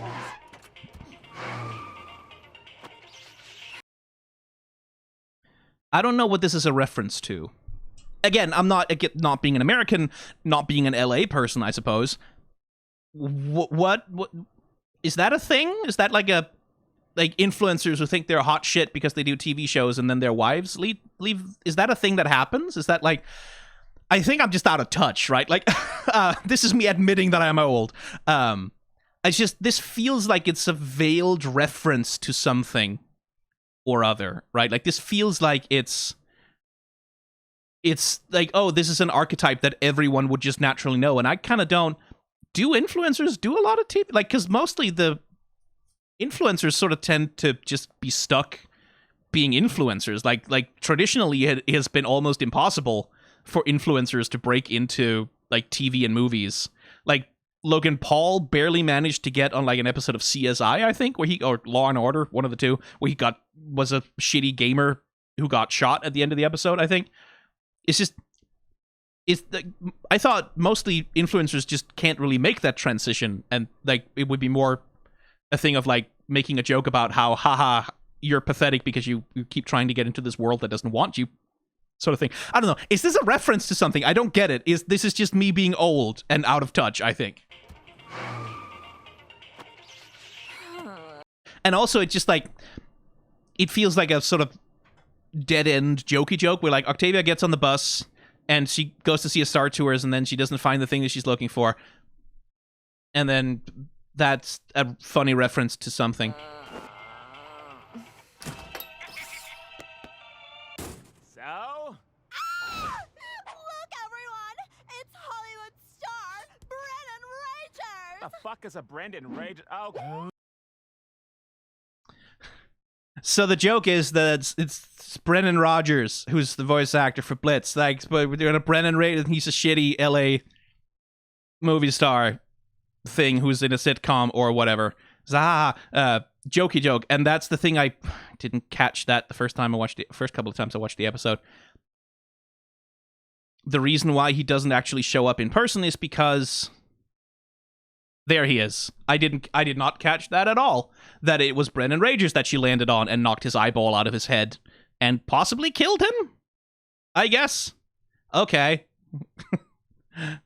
Sure, why not? So? Look, everyone! Wait, Stolas, don't...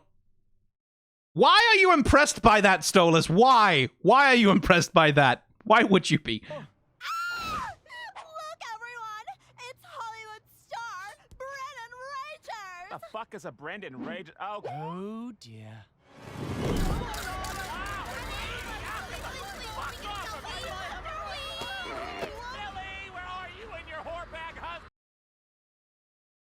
I do like the animation on Blitz here.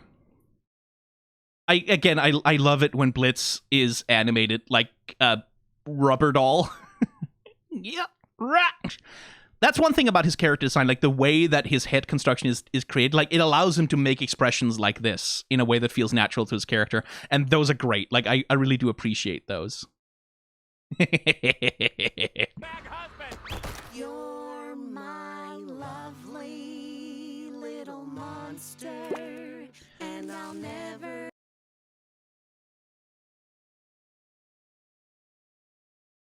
So is that Elmi or is it Barno? Must be one of the two, right? And I'll never say goodbye. I will kill for you until the day we die.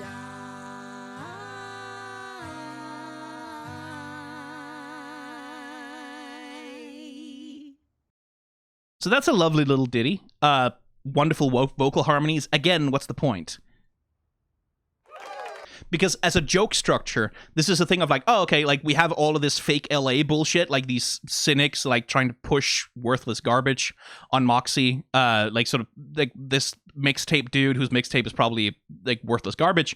But then Moxie and Millie are very sincere and very like honestly and earnestly in love with each other and really do care about each other. And that earnestness touches the souls of the people who listen to them, right? Like it's like literally makes this poor guy cry, because it's so pretty and so beautiful and so heartfelt. It's like, okay, cool. Are we gonna do anything with that? Like, are we making a point here about like sincerity versus like the fakeness of LA sort of thing? Is there something in there?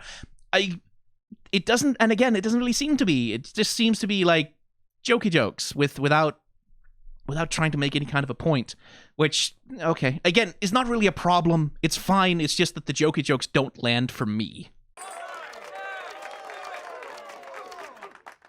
And here you are, my fellow troubadour. Whatever, man. Get the fuck out of here. You're cramping my business. Come on, babe. We have to catch up to Blitz before... Hey, wanna buy some art?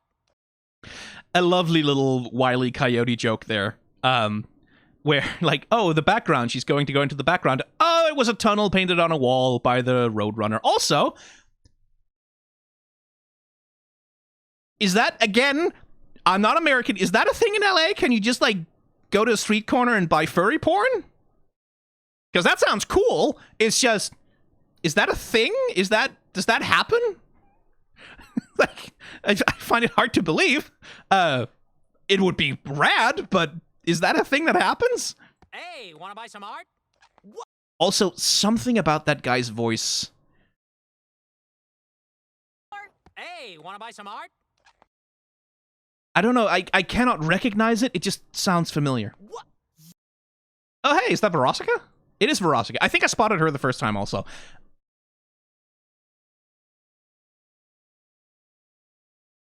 Oh, the cool S. Nice. Yes! I'm taking this out of their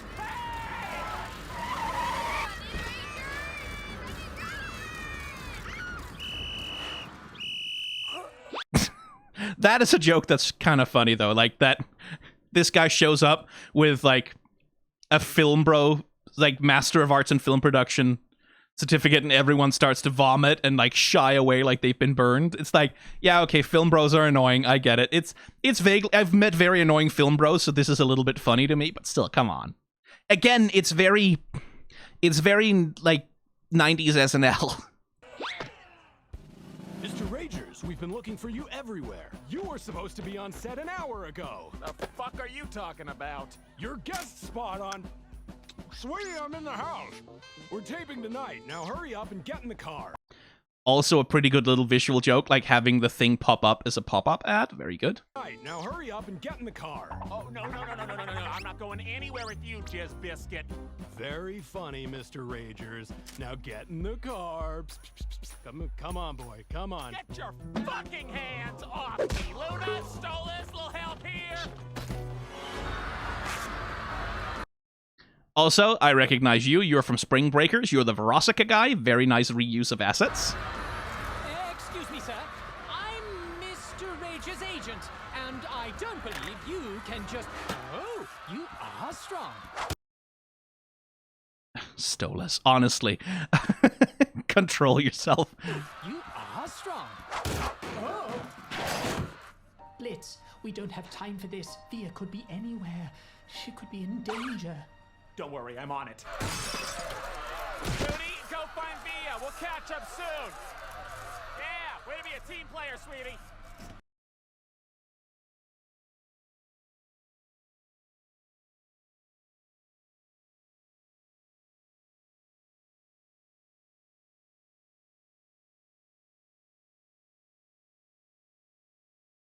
So again, Luna, that thing about like, why should I give a shit? Why should I care? Why should I try? Why should I put in any effort, right? Because it doesn't matter. It's not going to get me anything in the end. So when Blitz asks her to do something, she's like, fuck off, right? Be a team player, sweetie. She's in great hands.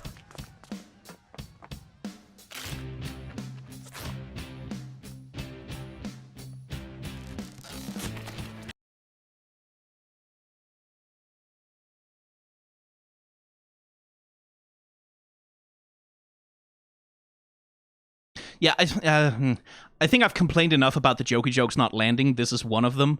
But that illustration right there, Star Owl, right?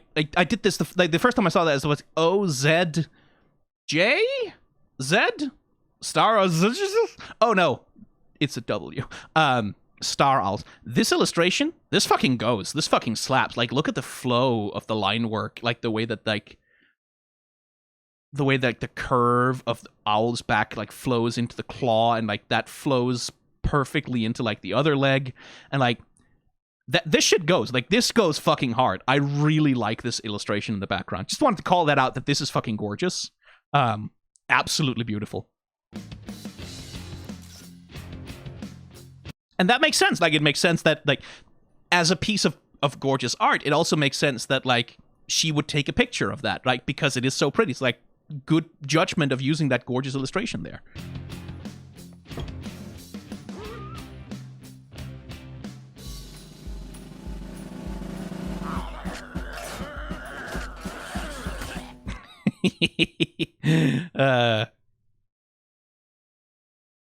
Lovely. I do love that.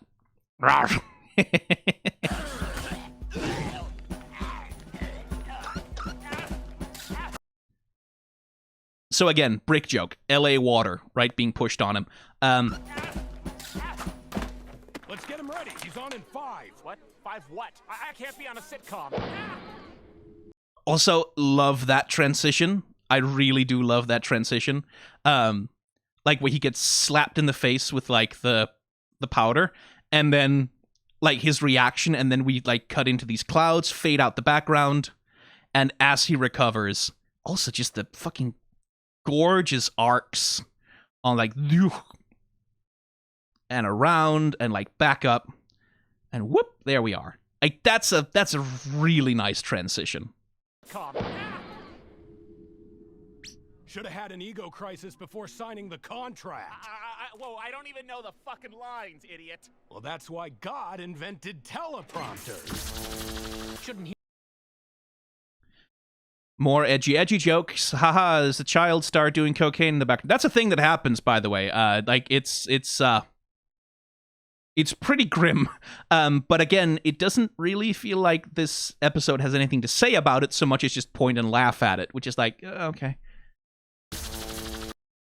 I like that animation as well. It's like a very nice little electrocution animation. Shouldn't he rehearse or something? No can do. We're live in 10, 9. Oh shit, oh shit, oh shit, oh shit. I can't do this. No, not again. I haven't performed since... Blitz, if your performance on stage is half as good as...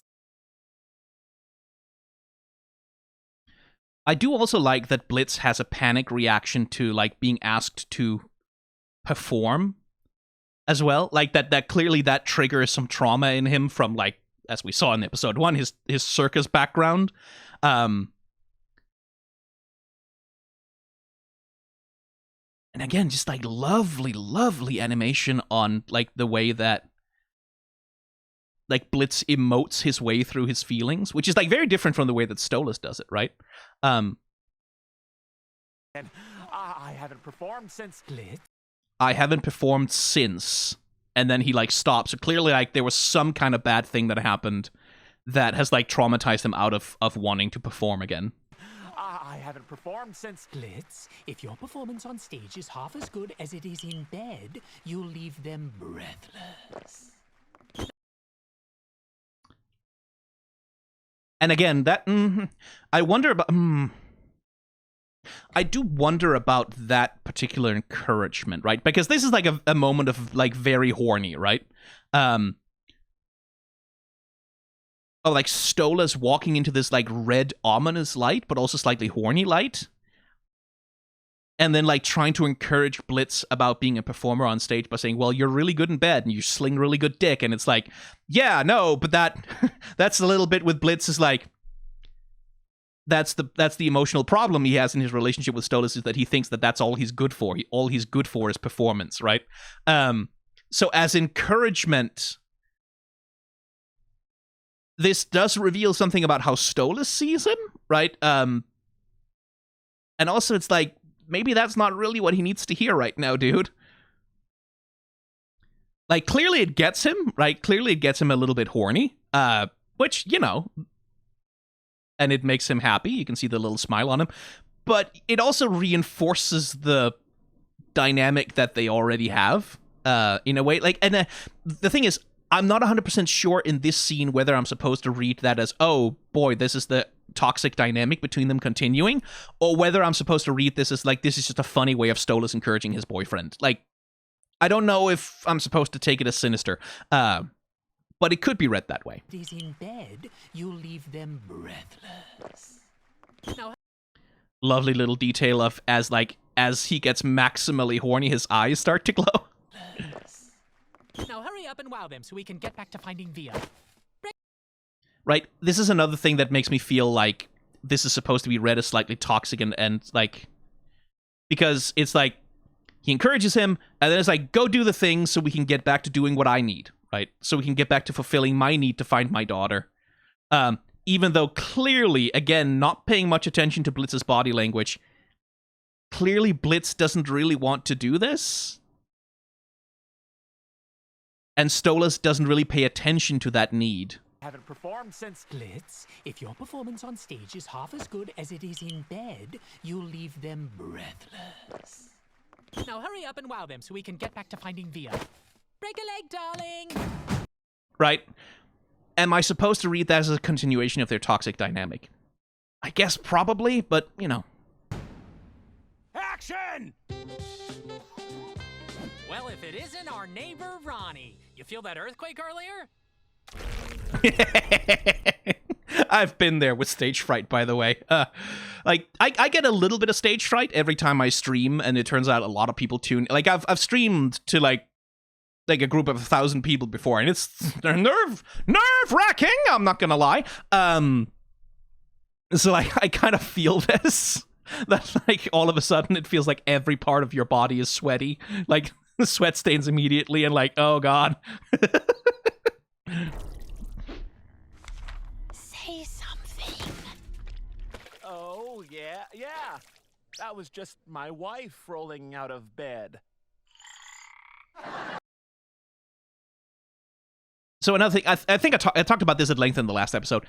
Background character design in this show, I do appreciate it. Like, I do, like, it's not that, like, every single character is hyper bespoke, like, incredibly unique. Just that clearly attention is being paid by the animators and, like, the background character designers that, like, the characters shouldn't look copy-pasted, right? Like, these all look like each one of them is an individual different person from one another, right? Different noses, different face shapes, different jaw shapes, different eyes, different aesthetics, different body types. Like, there's a huge amount of variety on display here, right? That makes this feel like, okay, that's a crowd of people rather than this is a crowd of copy-pasted NPCs, right? I just appreciate that. I just like that the show pays attention to and takes care to not just make copy-pasted background characters, like to actually put some life into them, right? So that it feels like a crowd of actual human beings rather than just a crowd of you don't care about it, doesn't matter. That's another thing I felt before. The high of telling a joke and it actually goes off. Oh boy, you can ride on that for weeks. Yeah, and then that bitch hit her head on the way down and shattered her skull. There's blood everywhere. I do like that. Like Stolas finds that one funny. Peter Pants.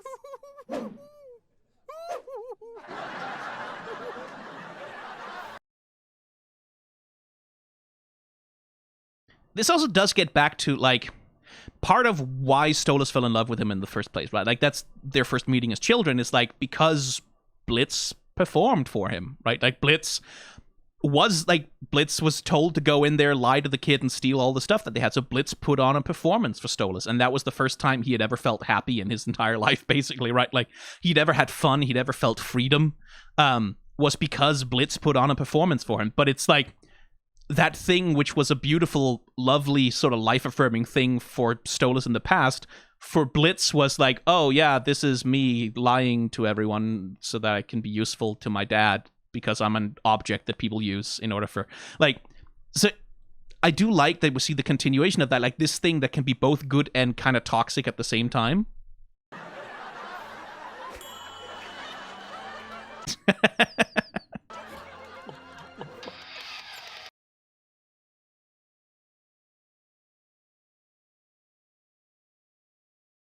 That's very cute. Also, smear frames.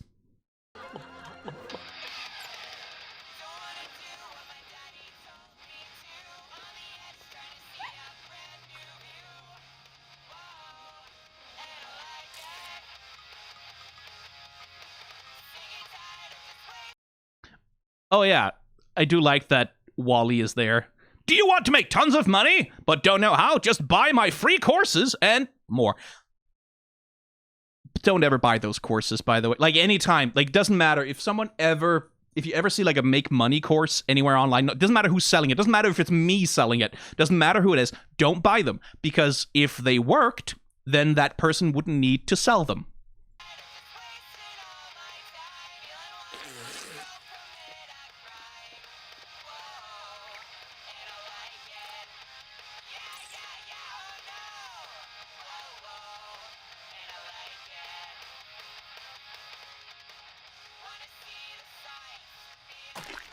Right, Blitz told Luna, go find Octavia. And Luna's like, yeah, fuck that, I'm just gonna go get coffee, I'm gonna fuck off, I'm gonna do my own thing, who cares, right? Doesn't matter, I'm not gonna put in effort. But then, right? It's like, oh shit, that kid is alone up here, actually. And I have the opportunity to go and help her.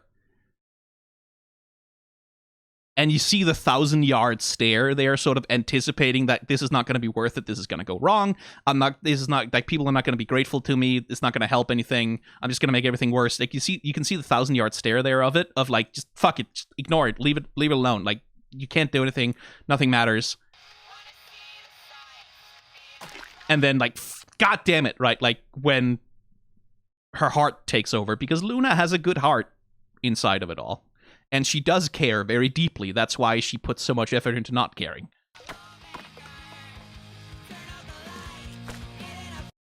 I'm just gonna, in the interest of not getting copyright claimed, I'm just gonna turn off the song for the montage here.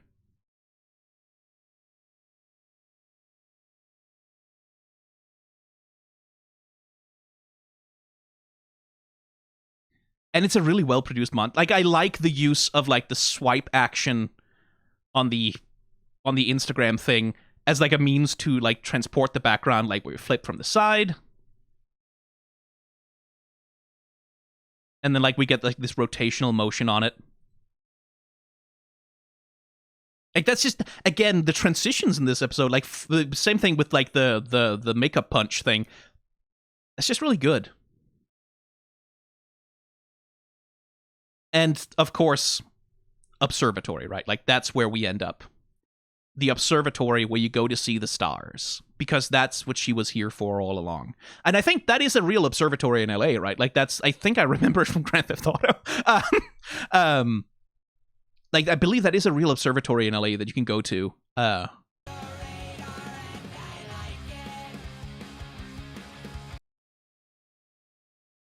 then here we get the brick joke, like the reminder. New study finds LA water to be 2% sewer overflow and 98% literal acid. Obviously, don't drink that shit. First of all, why did Stolas drink it and then he was fine? I guess because he's a demon, probably can't hurt him. But it is gonna come back.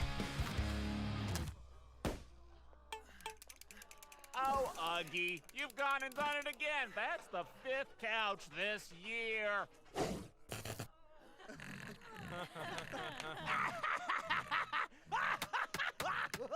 You know, maybe it's about time I found you a new home. One that could put up with your attitude. I can take him, Mr. Ronnie. I'd be happy to adopt old Uggy and give him the attention he needs. Jesus fucking Christ.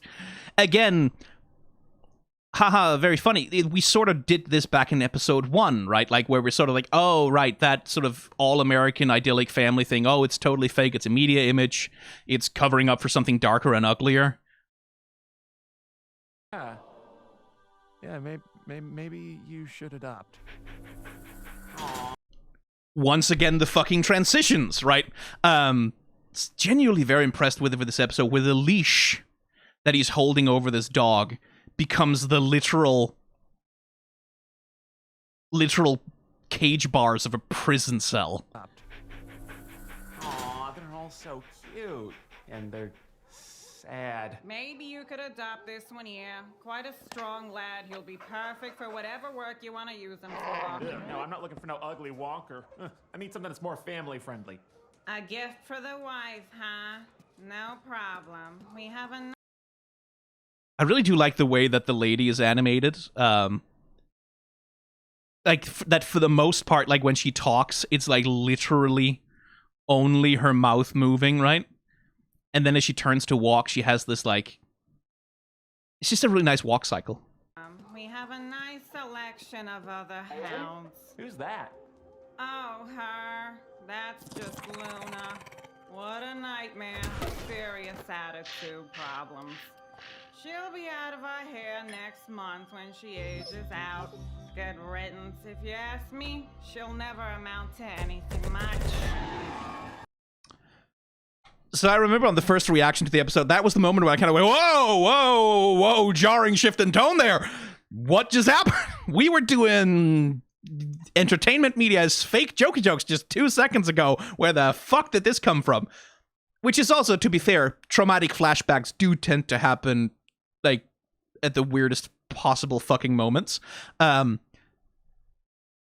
good God, like, this whole scene is so fucking dark. First of all, because, like, the hellhounds, like, this is sort of juvie, right? Like, this is sort of the foster system is what hellhound adoption is sort of standing in for, right? Like, it's like, because, like, as she says, the administrator lady, she ages out, right? Like, Luna can age out of this, which means we're just gonna throw her out in the street, no one's gonna care for her, not our problem anymore, fuck you. Which is, yeah, that is sometimes how the foster system works in a lot of places, is like, once children age out of it, they just sort of get thrown out into the streets because they're adults now, and fuck you if you haven't been prepared to deal with it. It is quite brutal. But then at the same time as it's that, it's also like a dog kennel and it's a prison. Like, it's all three of these things that just mashed up into one fucking horror show. And what's particularly dark about it is that the person who is, like, administering it, who's, like, handling the system, is herself a hellhound, right? Like, she's doing it to her own. It's like, it is several shades of dark and fucked up, quite frankly. But the thing I mainly want to talk about here, and by the way, is like, no wonder these creatures are fucked up. Like, no wonder they are. Because look how they fucking live. Look at the fucking squalor. Like, they have a toilet on the wall, no privacy, like, beds made of metal. Is like, oh my good fucking God. The clothes they're wearing. It's like, Jesus Christ. And, like, this guy. Yeah, no wonder he doesn't look so good. All he has is a fucked up chair and a TV. It's like, of course he's fucked up. Like,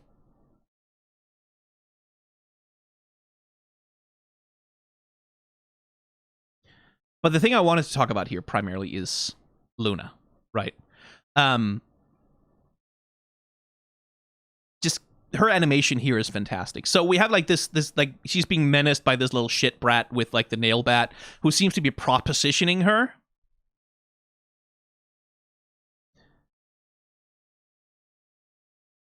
And you can see, like, the more he interacts with her, you can see, like, the hackles come up more and more and more on her. Like, her head sinks deeper and deeper into her neck. Like, you see the tension start to build up inside of her. The anger, like, the defensive anger. Because, like, she's being fucking menaced. She needs to defend herself here. And he's been given plenty of warning before. A nightmare. Another lovely bit of animation. Like, slams into the wall. And we get a little bit of coyote time, right? Like where gravity doesn't quite kick in yet, where he's like bouncing off and then gravity kicks in and he falls down. And then you see like Luna, like all the rage and the anger, right? Like she has lashed out. She has done the violence. Like she has acted on the rage and the defensiveness. And then there's the come down, right?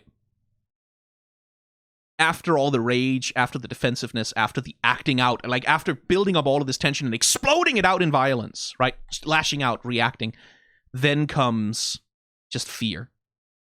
Like fear, sadness, regret, like misery, where all she wants to do is sink into herself and disappear. Like she's scuttling backwards on that fucking bench. The animation here is genuinely heartbreaking. And also, like, it's a fantastic mix of the animal and the human, right? Like, because Luna is, like, yeah, she's a furry, but this is a human character, right? Like, the character is an exploration of human feelings, of human emotions, right? Like, she's not literally a wolf, but they're mixing in parts of, like, animal body language, like the way that a dog or a wolf would express fear and distress and, like uncertainty and torment. Is like they would sort of like cram themselves into a corner, try to hide away from the thing that's hurting them. Like that's a very animal thing to do, also a human thing to do. Like it's not that it's inhuman, but it mixes in a little bit of that. Like she's scuttling backwards, sort of scrambling just to get away from all of it.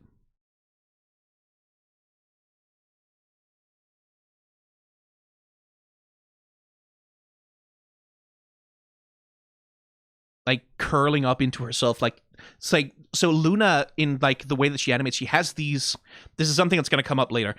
There is this dynamic with her of like she builds up tension, she releases, and like lashes out, and then she kind of sinks in on herself in the aftermath, like as the high of like the aggression evaporates, and then there's nothing but the sadness left, right? Like we saw that also like with like her conflict with Queen Bee, she did the same thing.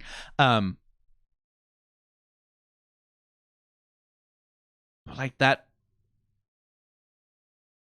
scuttling, sort of looking for the darkest corner to disappear into. Like that after the aggression is gone, then all that's left is like the sadness and the fear and the distress at like what she's been put through, like of being menaced by that little shit with the nail bat, right? Like that's when she starts to process all that shit.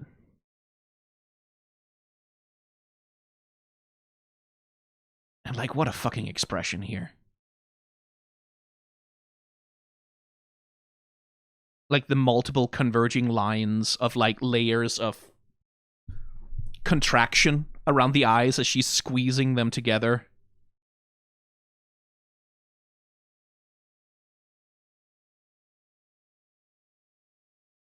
And again, those fucking transitions, right? Where we get like the rapid flashing as he like now he's in his costume, as he's like slowly coming back to reality with this memory in mind. And once again, prison bars becoming the leash, right? So the leash has this meaning, right? Like they putting a leash on this dog to him feels like essentially like inflicting that pain on Luna again. Sad. Maybe you could adopt this. No problem. We have a nice selection of other hounds. Who's that? Oh, her. That's just Luna. What a nightmare. Serious attitude problems. She'll be various attitude problems, right? Like, yeah, no, it's called trauma. It's like, it's not an attitude problem. It's being a person. It's like, because that's the thing is like, again, something the episode and the show itself seems to very much be about is like, yeah, like you will go through life, you will receive damage, you will receive trauma, you will receive hurt, right? Like these are things that happen to us as people, unfortunately, but you know, and then we act on those hurts, right? Like we act on those traumas, we act on that damage. And in acting on that damage, like we can pass it on to others, we can do damage to other people, we can cause hurt, right? And that's human. That's a thing. That's a part of what it is to be a person, is like you pass your damage on to other people, whether you mean to or not. And part of learning to be a person, learning to be a whole person, is to learn how to navigate your damage and how to handle it, process it in a way that doesn't cause you to pass it on, right? Or replicate it in other people, especially in our children. It's very, very common that parents will pass their damage on, pass their trauma on to their children, replicate the same damage in their kids, or like different manifestations of it.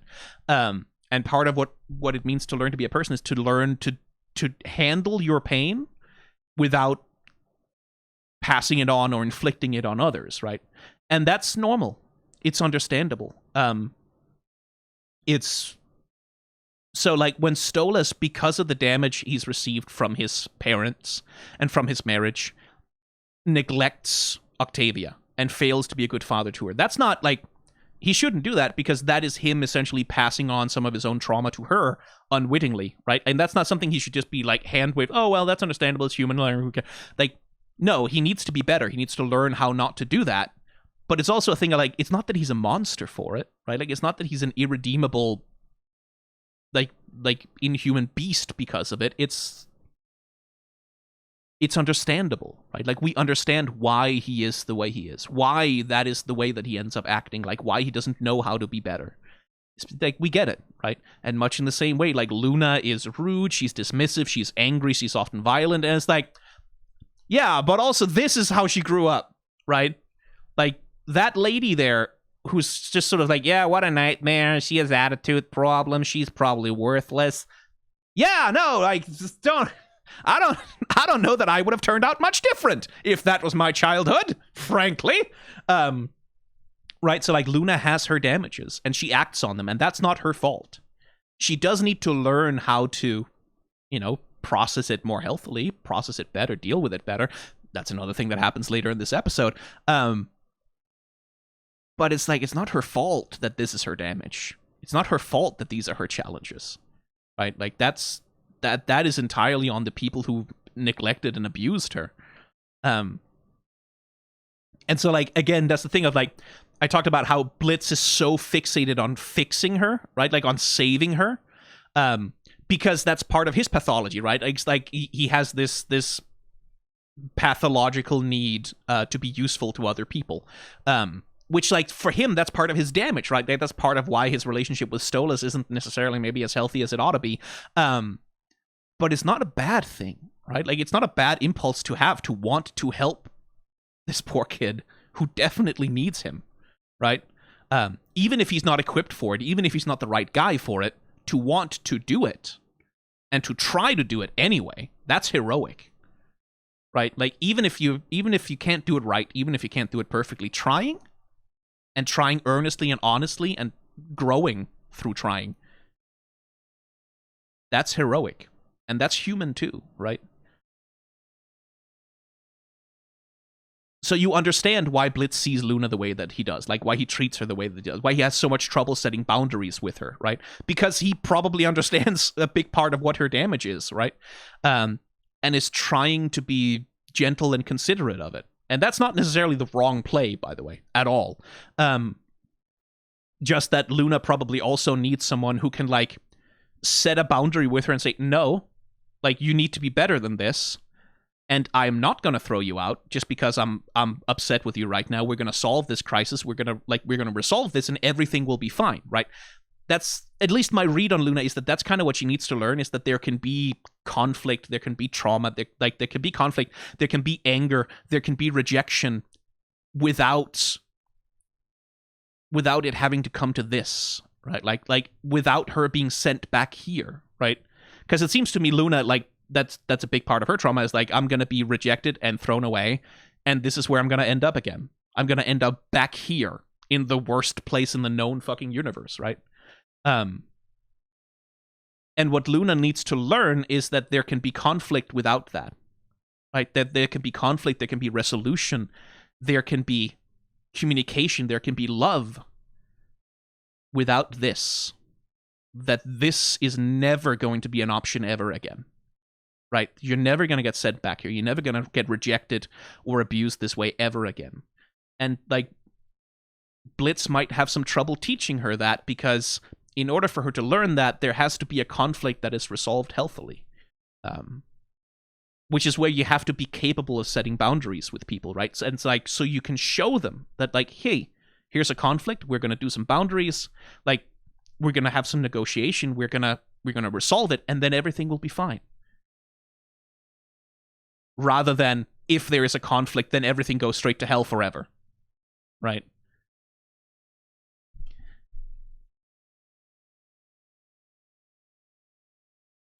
This fucking expression, man. Like, the animator who did this...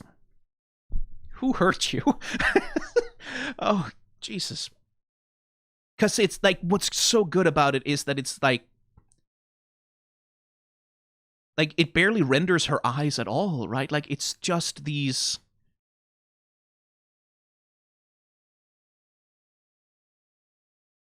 Good fucking job, honestly. No, you can't have her. She's mine, and I love her. But Mr. Ronnie... Right, because Luna is also a trauma trigger for Blitz, right? Like, if I can't save her, right? Like, if I can't fix her, if I can't... then I have failed, right? That seems to be... At least that's my read on it, that part of his pathology is, like, if I can't save her, if I can't fix her...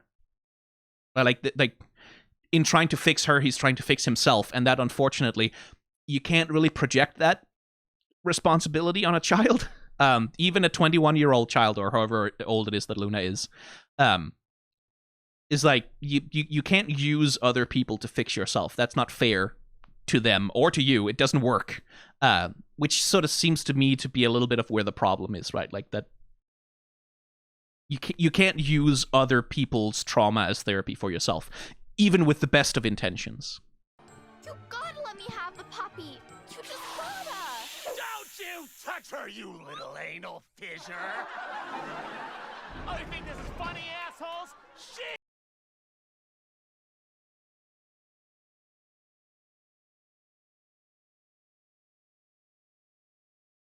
So this shot, another well-judged use of 3D, like, with some very nice cel shading going on here, so, like, it doesn't really look like a 3D background at a glance, and then they do the turn, and it's like, it adds a little bit of, like, Blitz is currently in, like, a post-traumatic flashback, right? Like, he's re-experiencing a trauma, and, like, engaging with one of his deepest fears and anxieties. And so, like, this camera move here, like, it has that slight edge of unreality, of weirdness.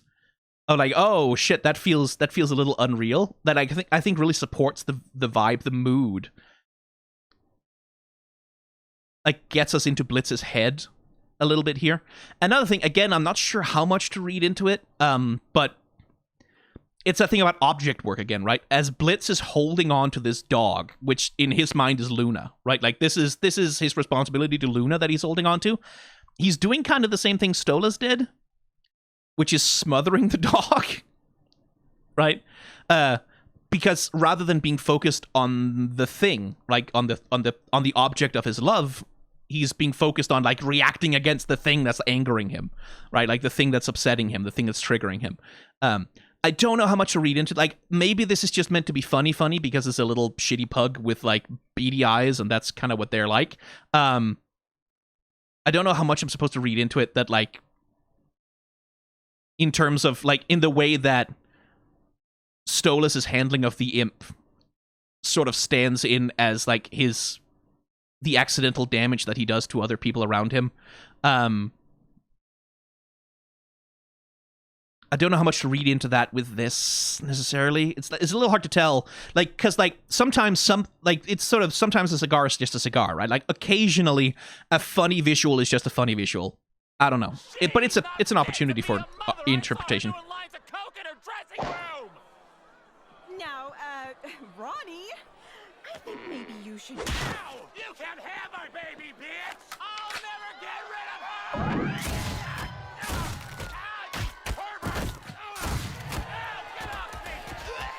I'm coming, Blitz! Excuse me, would you mind?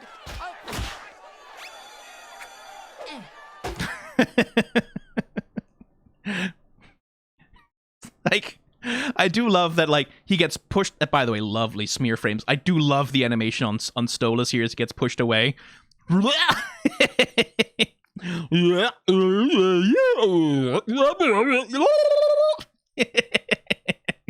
Just lovely smear frames. Like, he sort of pulls himself up. He's like, right, no more Mr. Nice Guy. And it's like, eh. Stolas.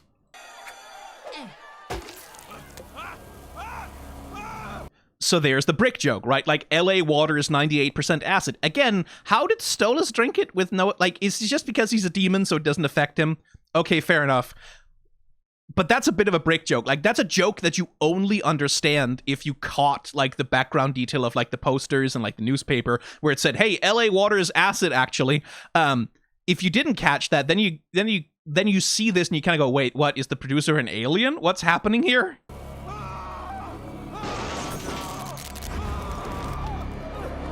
Also, Family Guy death pose. It's one of those things, like, I feel like that should probably have been planted a little bit more explicitly if it was going to be important, right? Like, because here, throwing the bottle, acid, he falls over, unsafe electrical equipment sets the building on fire. That's kind of important to the progression of the plot of the story. That's not just a background joke anymore. So, like, if it was going to be that important, it should probably have been set up a little bit more explicitly, because that's really fucking easy to miss. And that is a criticism I do have here. But I love that. I really like that smash cut. I think that's genuinely really fucking funny. That, like, we go from nothing, and then, like, sorry for the flashing, by the way.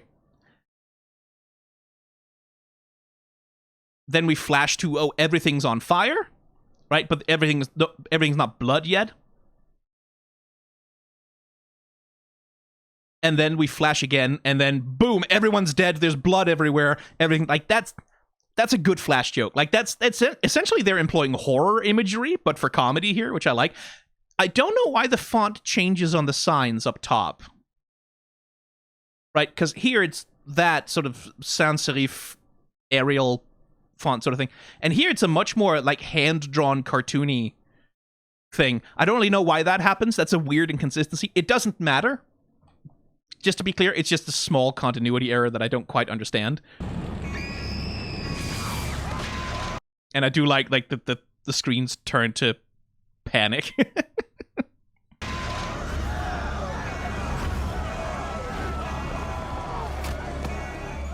let's go find our daughters.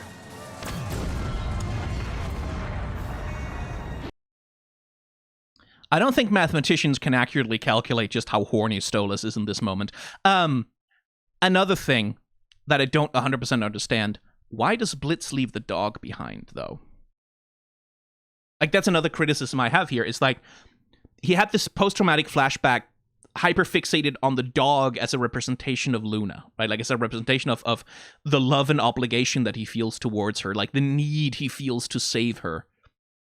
And then the set is on fire and everyone's dying, and he just kind of leaves the dog, like, without even, like, bringing it along or taking it to a shelter, or, like, it feels like, again, one of those things is like, oh, that's left dangling a little bit, like, so did he fixate on the dog as a representative of his daughter or not?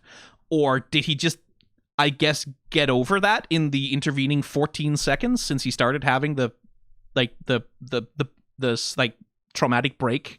And now it's again that thing of, like, this is all treated as jokey joke fun times, haha, right? Like this is comedy, bleak, dark comedy, but comedy nonetheless.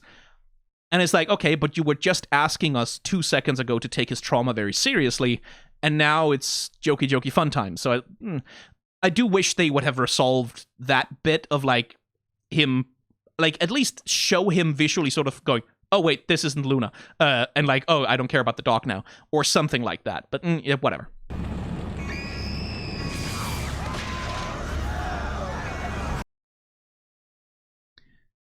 Really, really like the fire animation behind Stolas here. Like, that's really fucking gorgeous.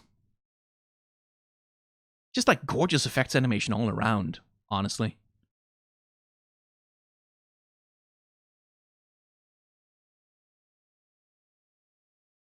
I didn't, at the first time I saw this, I didn't realize that it was her tits that it was on fire. I thought it was like, oh, she has poofy sleeves on her shirt. No, it's because of she has fake tit implants. Ha ha ha.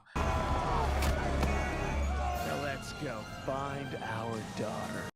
And of course, like, the shirt open with like his abs highlighted in like edge lighting. And then a very nicely drawn explosion, like these beautiful flash frames. Fully like the anime sort of like explosion light thing.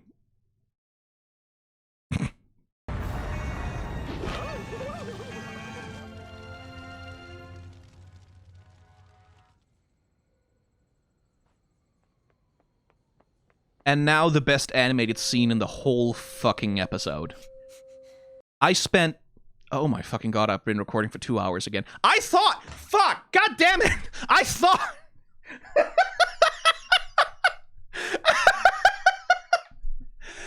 Fuck. I thought, oh, I've watched the episode before. Like, I'm not gonna be going through it as much. I don't have as much to say.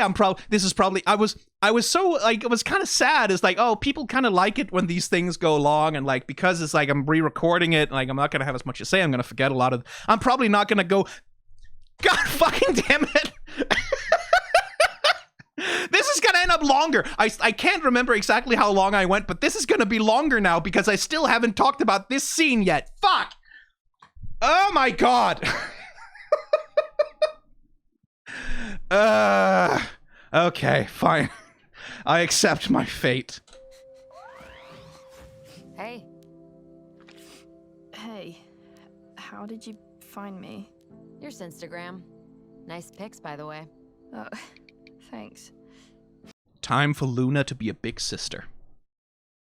That's the other thing, right? Is like, much in the same way that Blitz sees part of his own trauma in Luna, right? Like, that's why he feels such a strong need to save her. I think Luna sees a little bit of her own, like, because she's a child of the foster system, right? Like, parental neglect and, like, the neglect of her guardians is, like, probably bread and butter for her.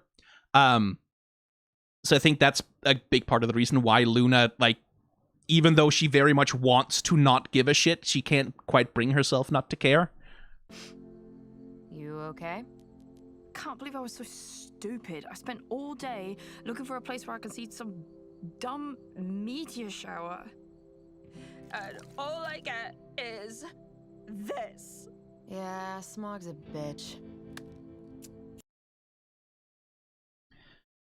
I feel so stupid. I can't believe again, remember the thing that Octavia is looking for is her dad, right? Like, she's looking for her father.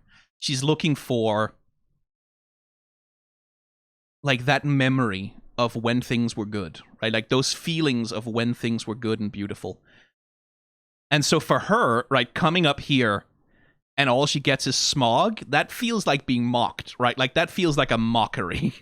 Like the universe going, bitch, you thought? Right? Like, that genuinely stings a lot. Stupid. And so, again, body language, right? Octavia also has very, very consistent body language, right? She's always, like, shoulders up, keeps her arms close around her body, like, close in front of her chest, close in front of her, like, just protective, defensive, right? Like, sort of always sinking into herself a little bit. You okay? Whereas Luna, like, especially in this scene, right? Like, Luna takes on a much more wide, expansive, because she's trying to comfort her, right? Like Luna is trying to be her big sister in this moment. So Luna's body language is much more open, much more opened up, but pay attention because when Luna gets into her feelings a little bit, we're going to see. Anyway, we'll get to that. Can't believe I was so stupid. I spent all day looking for a place where I can see some dumb meteor shower. Right? Dumb meteor shower. This is stupid. I hate it. Except no, I don't. Right? Except that meteor shower fucking mattered to her.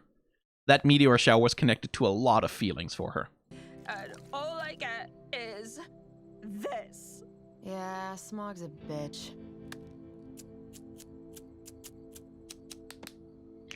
Again, object work, right? How does Luna react to friction? How does she react to something frustrating her, to something not doing what she wants immediately? How does she react to something being in conflict with her? Well, anger and then violence, right? Like that's how Luna responds. That's what object work does for acting, right? Like you can tell something about like how a character is, right? Whereas like imagine if it was Octavia, she probably doesn't smoke, but like imagine if it was Octavia trying to light the thing and it wasn't working, she would like her reaction would probably be much more like, oh god, oh, like more defeat, more frustration, more sadness, like more like letting her hand fall down limply when she can't make it do what she wants. Luna's reaction is, well, I'm gonna fucking brutalize this thing until it fucking works. God damn it! Right, like object work, body language, it's so good.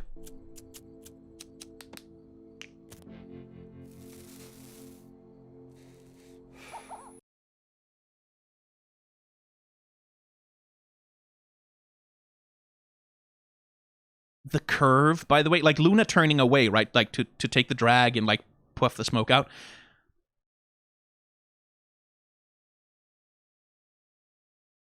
Like the way that it handles like the curve of her posture, and like you see the smoke trail trailing the curve of like the arc of the motion. Gorgeous. Oh, your dad's really worried about you.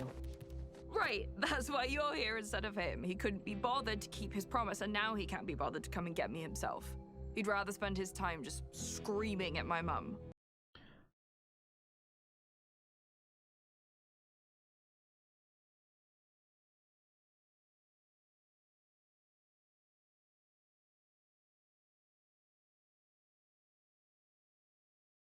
They put a lot into this scene in terms of animation quality. Like this is the emotional climax of the whole episode, right? And like you can tell that this is something that was prioritized in production, of like really putting a lot of effort into making this look good. Because like it's all full animation. The whole thing. Again, body language, right? Notice Octavia as she speaks, the way that she hunches her shoulders, right? The way that her whole body is working as she's talking, right? Like, and she gets angry, right?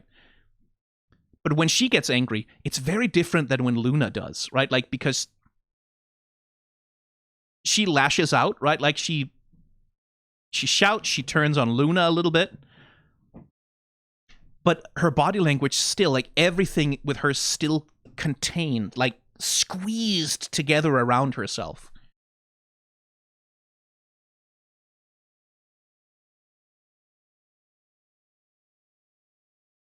It's so consistent with her, and it's so well observed. Like, this is a type of person. I have met this kind of person, like the kind of person who reacts to their feelings that way by clutching into themselves and trying to disappear that way.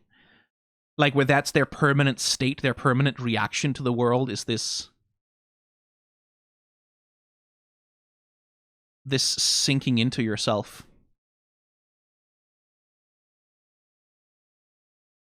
It feels very well observed. He'd rather spend his time just screaming at my mum. Why does he hate her more than he loves me?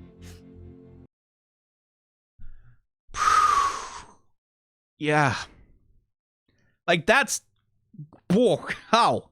That is, yeah. That is a hard-hitting line, and that is,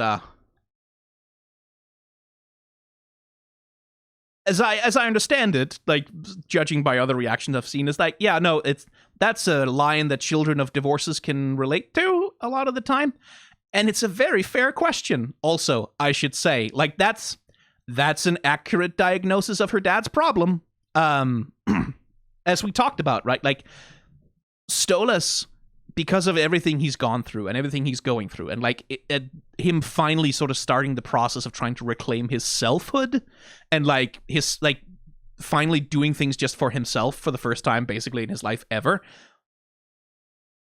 he is fixated on his resentment of Stella, which is like justified. Like he doesn't have any reason not to resent her at all. Like it's completely understandable that he would very much want to get one over on her, and like win and like get her out of his life forever, right? Like it's understandable that takes up a lot of his time and attention, but it's like that's a legitimate criticism of him. That's a very valid and like salient criticism of him. Why is that, Stolas? Why do you hate her more than you love your daughter? Because like Stolas would never say that. Like, and deep down in his heart, I'm sure like that's not even true. Like I think Stolas loves Octavia much more than he hates Stella. But that's how he's acting, right? Like regardless of whether deep down in the depths and the reaches of his heart that's true, it's still true now. That's how he's acting. That's true of his behavior. Right now, he's behaving as though it is more important for him to beat Stella than it is for him to connect with his child. So, like, that's just correct. That's just accurate, right? And that's a question that Stolas should really fucking have asked of him. Like, it is one of those things of, like, I kind of wish you'd said that to your dad. Not in the sense of like, oh, you should have said that. You should have confronted your father about this. No, that's not really Octavia's job as a child. But it's like, that's a question that Stolas needs to be fucking asked to his face. Because that's a consideration he should be making right now. It's like, what is it that actually matters to you, kiddo? Like, what is it that you actually care about, my man? Do you actually care about gaining your freedom and like being free to love the people that you wish to love with all of your heart without some asshole standing over your shoulder criticizing you and screaming at you, and you know? Or do you care about acting out your spite, right? Do you care about acting out your damage, right? Do you care about, like, I was denied everything I wanted for so long and now I'm going to take what I want regardless of what anyone else wants? Like, is that what you care about? Because that's a really easy trap to fall into. Like, when you have been repressed and you have been denied your desires and you've been denied your selfhood and you've been belittled and mocked and rejected for who you are and what you want and who you love for so long, it is really easy to fall into that trap of like when you finally have had enough, right? Like when it finally breaks and you can't take it anymore and you say, fuck you, I'm going to live authentically to myself. It's so easy to fall into the trap of solipsism, right? Like, because I was damaged, I now get to do whatever the fuck I want for a while in reaction to that damage, and I don't have to care about how anyone else feels about it, right? Because, like all my life, I have cared about other people's feelings. All my life, I have prioritized other people first. All my life, I've put myself last. I'm going to put myself first now, no matter what. And then you hurt someone, right? You hurt someone quite badly when you do that. Because you can't just put yourself first always. Like, part of what love is being able to put someone else's needs above your own, right? And that, especially for Stolas, that will be a very difficult thing to come to realize, because all his life he's been told to put his other people's needs up before his own, not out of love, but out of obligation and worthlessness, right? Like, he's been told to do it because his wants and his needs are not worth anything, right?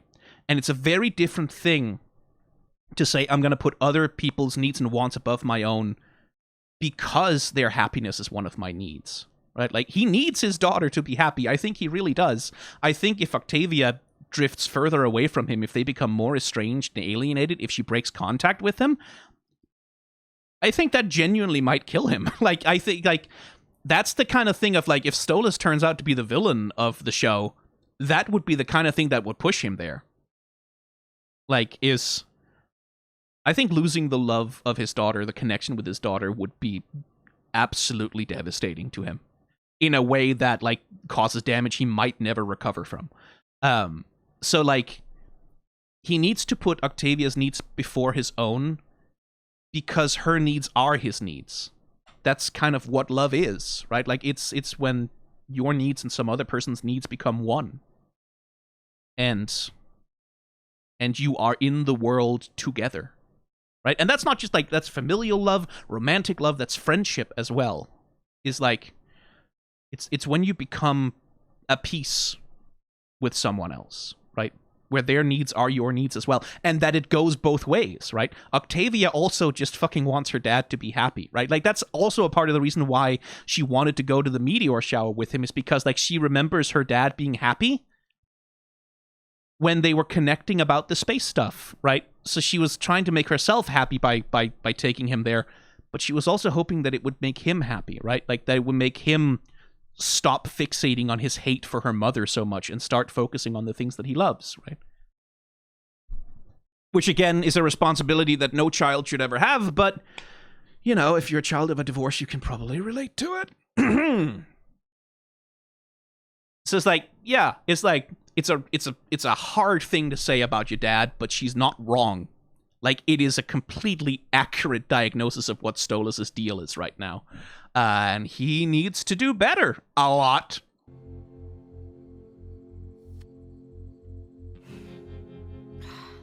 Sometimes it's not as simple as that. This kind of shit gets messy. And everybody's got issues, especially dads. And sometimes they fuck up. Well, all the time. That doesn't mean they don't care. If he cares, where is he? He's somewhere down there. He's here? Looking for you. I mean, try to cut your dad some slack. He may not always get it right, but he's trying. That's more important than you think.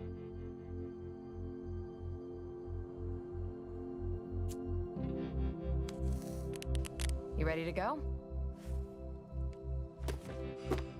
Yeah.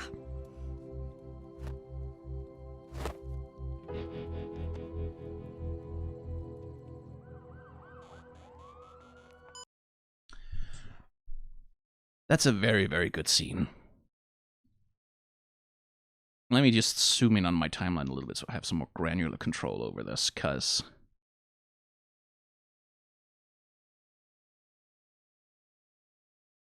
so what's happening here, right, is because Luna is trying to support Octavia. She's trying to help talk Octavia through this shit. Because Luna has been through this shit, right? Like, she has some experience to share.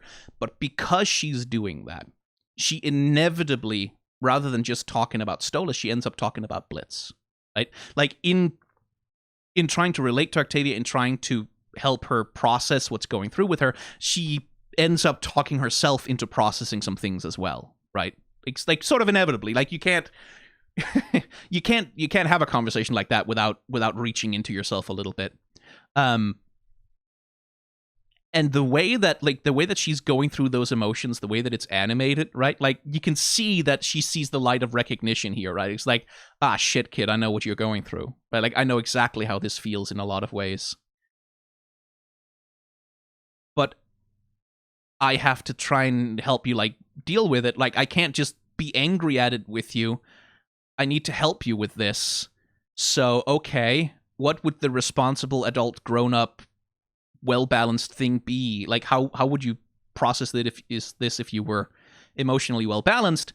And that's when she starts to understand some things about her own relationship with Blitz, right? And that's beautifully done. Like, in terms of writing, just, good script writing for a scene. But also, the animation on it. Like, the way that they show Luna's emotional process here is so fucking good. First of all, beautifully animated. Again, clearly a lot of the production budget went to this conversation scene, so just the animation is just very high quality.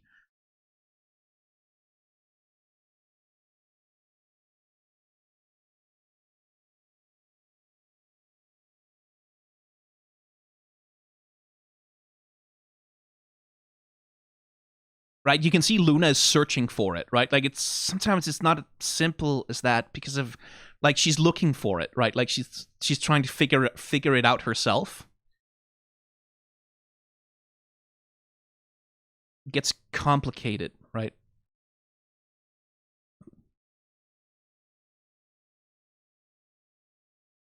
Like, they have their own issues, right? Like, that's another recognition, which is like, it's a difficult recognition to come to when you're a child, that like, oh, right, your parents have emotional issues that are every bit as complicated as yours.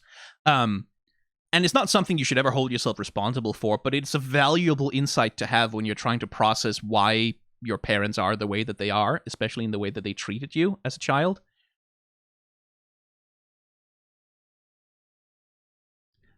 And this is where we come back to the thing I was mentioning, right? Like tension and release. Like the way that Luna has this pattern, like she builds up tension and she releases it. And then like the emotional processing happens, right? Like, it's like sometimes they fuck up all the time. And then you can see like immediately after the anger outburst, after the anger, then, whoa, sadness, right? Like then we come back to like a more melancholic sort of quiet emotion. Exactly the same way, like in the kennel, tension, anger, build up, lash out, and then all the sad, melancholic, difficult emotions. You can see the same pattern playing out here exactly like that. For Luna, it plays out exactly the same way. This is part of how she processes emotions, and that's evident in the way that she's animated.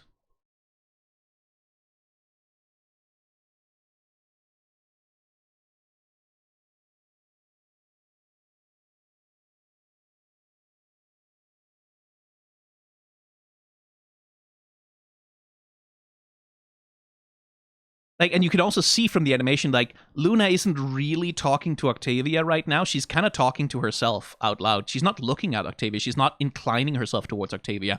She's talking through her own shit together with her, right?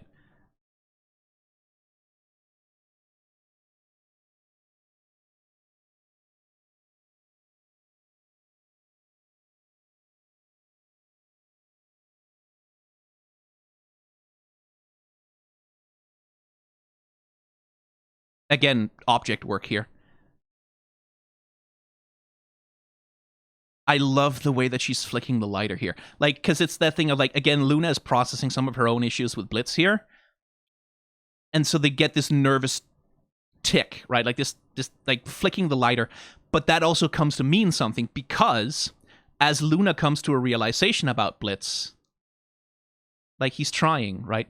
Literally, a light turns on, right? Like like a light bulb going off, as from an idea.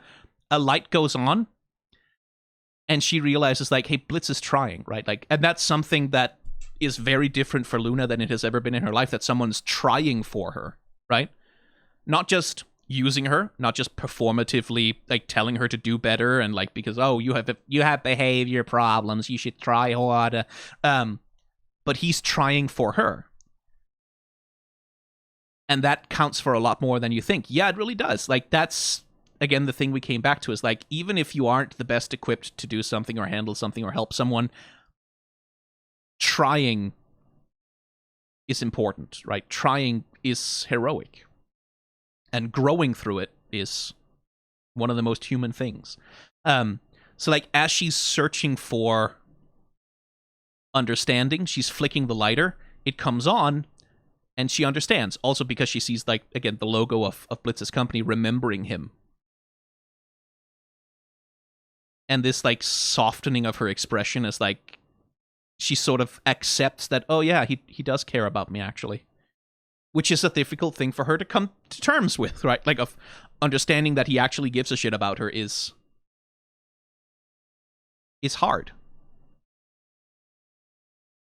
Like, and you get this warm little light of an understanding.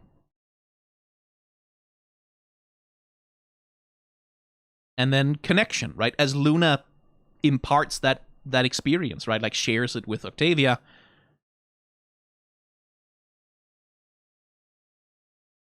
The smog parts and the stars come out, right? Because, again, remember, Octavia is looking for her father, and she's looking for him in the stars. And so in this moment, when she receives this help, this wisdom, like this experience from Luna, she finds her dad a little bit, right? Because she understands him a little bit better now.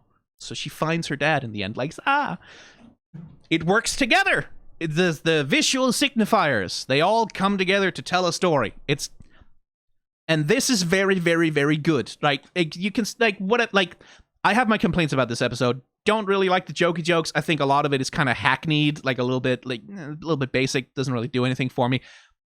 But like these things, like these considerations of like, here are some elements in a scene. Here's some objects in the scene, in the cinematography, like the stars and the moon and all of that. That means something. So we're gonna use that meaning intentionally to create like thematic cohesiveness with what happens in the story, right? That shit is good. Like that ain't easy. That kind of storytelling isn't easy. It's not trivial. It's something that's skill. That is craftsmanship, right? Like, so regardless of whether or not you like what the story is or what's being told, this is good craft. This is just well made. This is people like using all of the elements that are available to use in animation, like the character acting, like the staging, like the features of animation that are available and the features of filmmaking to do something that's cohesive, right? And like annoying film bro type might say, oh, well, I mean, this is so pedestrian. Like, they did it so much better in this other fancier film that yeah, fuck you, fuck off. Shut the fuck up. Yes, absolutely. This is not like Oscar masterpiece, like next level visual storytelling that no one has ever done before. I'm not praising it in that way. Right? I'm not saying this is like, oh, this is the next level beyond, like, innovations that no one has seen before. I'm saying this is good craft. This is just, like, this is people using the tools of their medium effectively to do something, to communicate meaning, and doing it really, really well, right? It's not magic, it's craft, it's just good, and I like it. It makes me excited to see this shit, because something like this, like with the moon and the stars breaking through the clouds, like in this moment of revelation after after Octavia has gone searching for the stars, is like, that validates me as the kind of freak that I am, that I sit around like looking at, oh yes, the visual symbolism of the stars as being like, that validates me. That says to me that it's worth taking the time to sit here and look for it, right? It's worth taking the time to consider it, to give it, like, to try and look for these things. So I am very pleased with that. That makes me happy.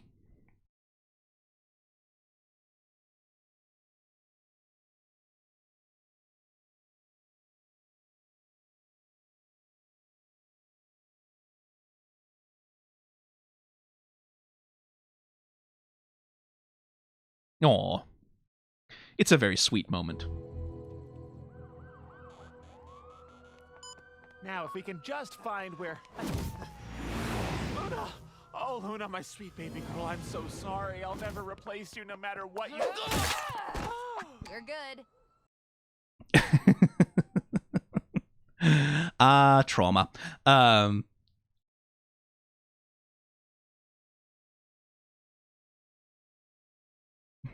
Luna, I'll never replace you. I love you so much. Right. And Luna, not quite ready to accept that from him yet.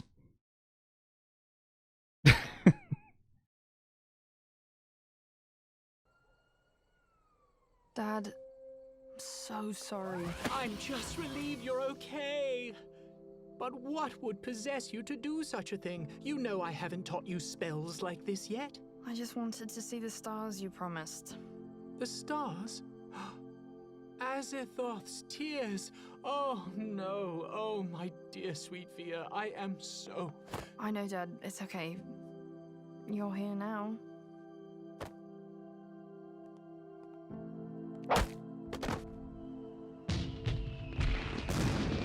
What the fuck is that? My acting career.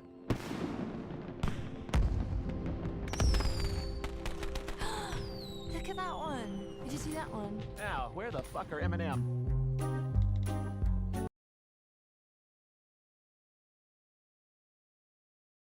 So again, they saw the stars because all of the fireworks are made of little stars, little star shapes all over the thing. So they did get to see the stars, even if it wasn't like, again, it's that thing. It's not perfect, but they're trying, right? Like, he's here now. He came looking for her when she went away because he cares about her, right? He's trying. He's not doing a great job. He ought to do better, but he's trying, and that matters.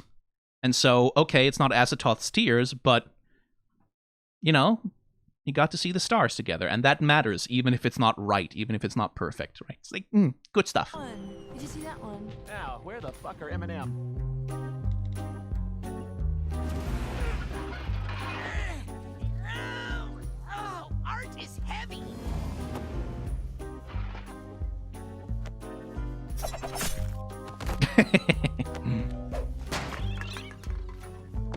March, mister.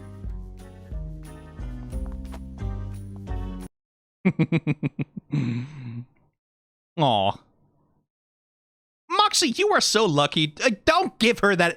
You got a wife that can do that. Don't give her that expression.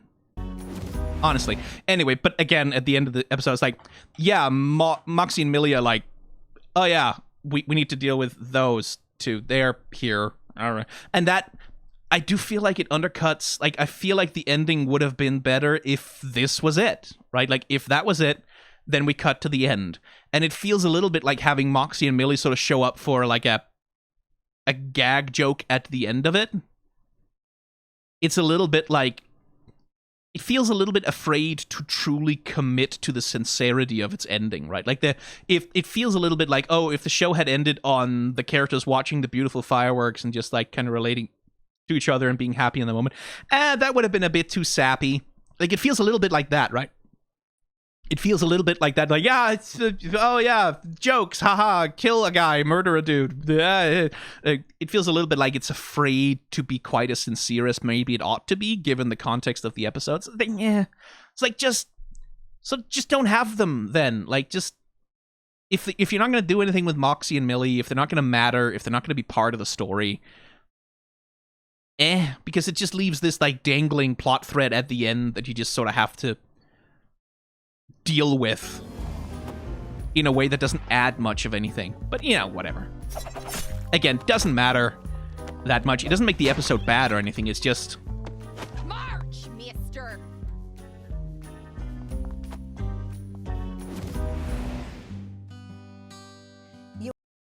Yeah, it's just one of those things, right? Like, it's just one of those things that's like, It's like, if they're not gonna matter, then don't include them.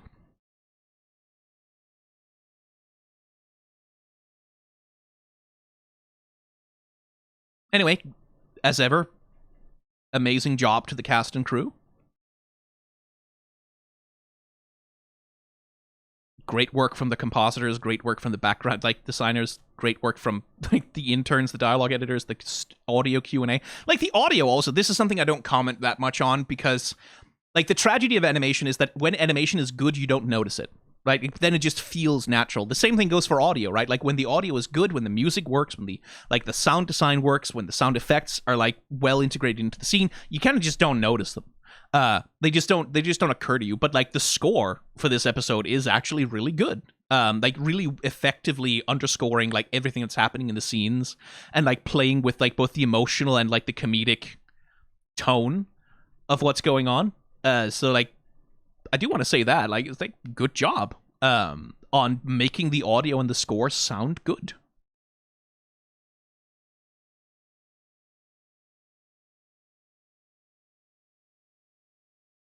Monica Franco. Do I know that name? Hang on.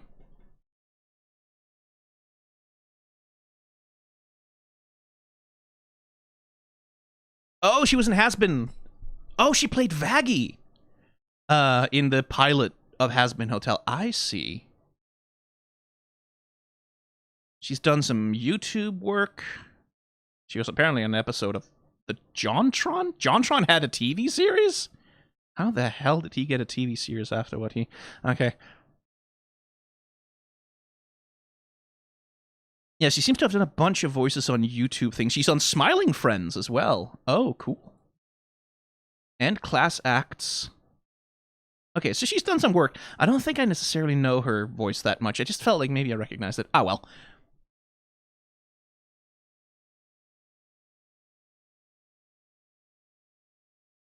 Props to the storyboarders also. Like, the storyboarders, like, are responsible for so much of how a final episode turns out.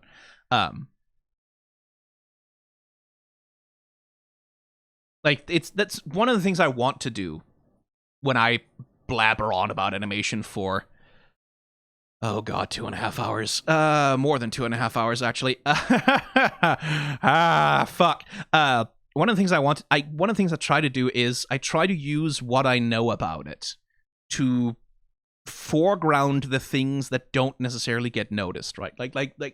What I want people to come away with is an appreciation for just how much work from just how many people and just how much technical competence it takes to do things in a way that makes them seem easy in animation. That's why I sort of insist at the end of these, like, to go through and look at, like, the credits list, because, like, something like this is, like, this doesn't exist if hundreds of people don't put, like, hundreds of hours of man hours of labor into it. Like, this doesn't exist without these people. Like, without every single one of them, right? Like, it's one of the things that sort of annoys me a little bit sometimes when I see discourse about animated shows where it's like, oh, the creator. Like, we sort of hyper-focus on the creator or creators. And that certainly happens with Helluva Boss, where I see people hyperfixate on, especially Viv Medrano, as, like, both, like, receiving all of the glory and the honor for everything the show gets right and everything people like about it, and all of the hate for everything that people dislike. It's like, no. It's like, Viv is definitely a series creator alongside Brandon Rogers, who I notice doesn't get quite as much shit as she does. Huh, funny that. But also, like, the storyboarders are every bit as responsible for how an episode comes together as she is. Like, as the lead writer, as, like, the lead director. Like, there are character designers who do a lot of the character design work on this show. It's not all Viv Medrano all the time. Animation is inherently, fundamentally down to its bones, a collaborative discipline. And so it annoys me a little bit, like, when people assign both the praise and the blame for everything that happens in an animated show to, like, one or two people. Because it's like, no, without the VizDev department, the look of this episode doesn't come together. It just doesn't. Without the design leads, the characters, the backgrounds, the environments don't look the way that they do, nor, like, along with the design team. It's so many people have to do so much fucking work to put these things together. It is never the work of just one person, right? It's like the same thing with movie making in general, right? Like, oh, the director. No, the director directs, but, like, the vast overwhelming majority of what gets onto the screen is not really the director doing it. Like, it's the actors, it's the set designers, it's the costumers, it's the audio designer, it's the editor, it's the script editor. It's everyone on a film production is responsible for the thing that comes out. But we hyper-focus so much, oh, the director, yes, the director. Oh, Christopher Nolan, auteur, filmmaker, blah, blah. Like, no, Christopher Nolan has some fucking astonishingly incredible collaborators who are responsible for a huge portion of why his movies turn out the way that they do. And I want to push back on that a little bit. Right, because, like, it's like, not to say, like, it's fine to hate the show, it's fine to criticize it, it's fine to think that lots of this shit is awful and terrible and bad and whatever. But if you're gonna do that, assign the blame to all of them, to everyone. Right, like, you don't hyper focus on one person, because that gives them both too much credit, and too much power over what a production like this is. Like, the compositors alone, like, motherfucker, the amount of work that these people have to put in to get this shit to look right. Jesus.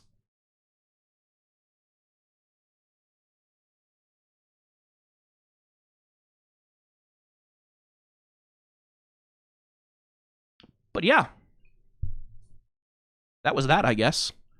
I don't have a lot of post-episode discussion, because I kind of feel like I did all of my post-episode discussion in the middle of the episode at the worst possible times. But, you know, yeah, good episode. Could have done with less inside jokes about LA and the movie business. Could have done without Moxie and Millie doing nothing for the entirety of the episode. But when it wanted to get into the emotional heart of the characters, it did... Yeah, no, it did a fucking hell of a good job with that, quite frankly. Especially, like, I think I waxed on about it for even longer when I did my initial reaction, but, like, Luna's animation in this scene, and, like, also Octavia, but especially, like, the way that Luna's animated as she goes through her emotional process is just like, fucking hell, man. That is really, really, really fucking good.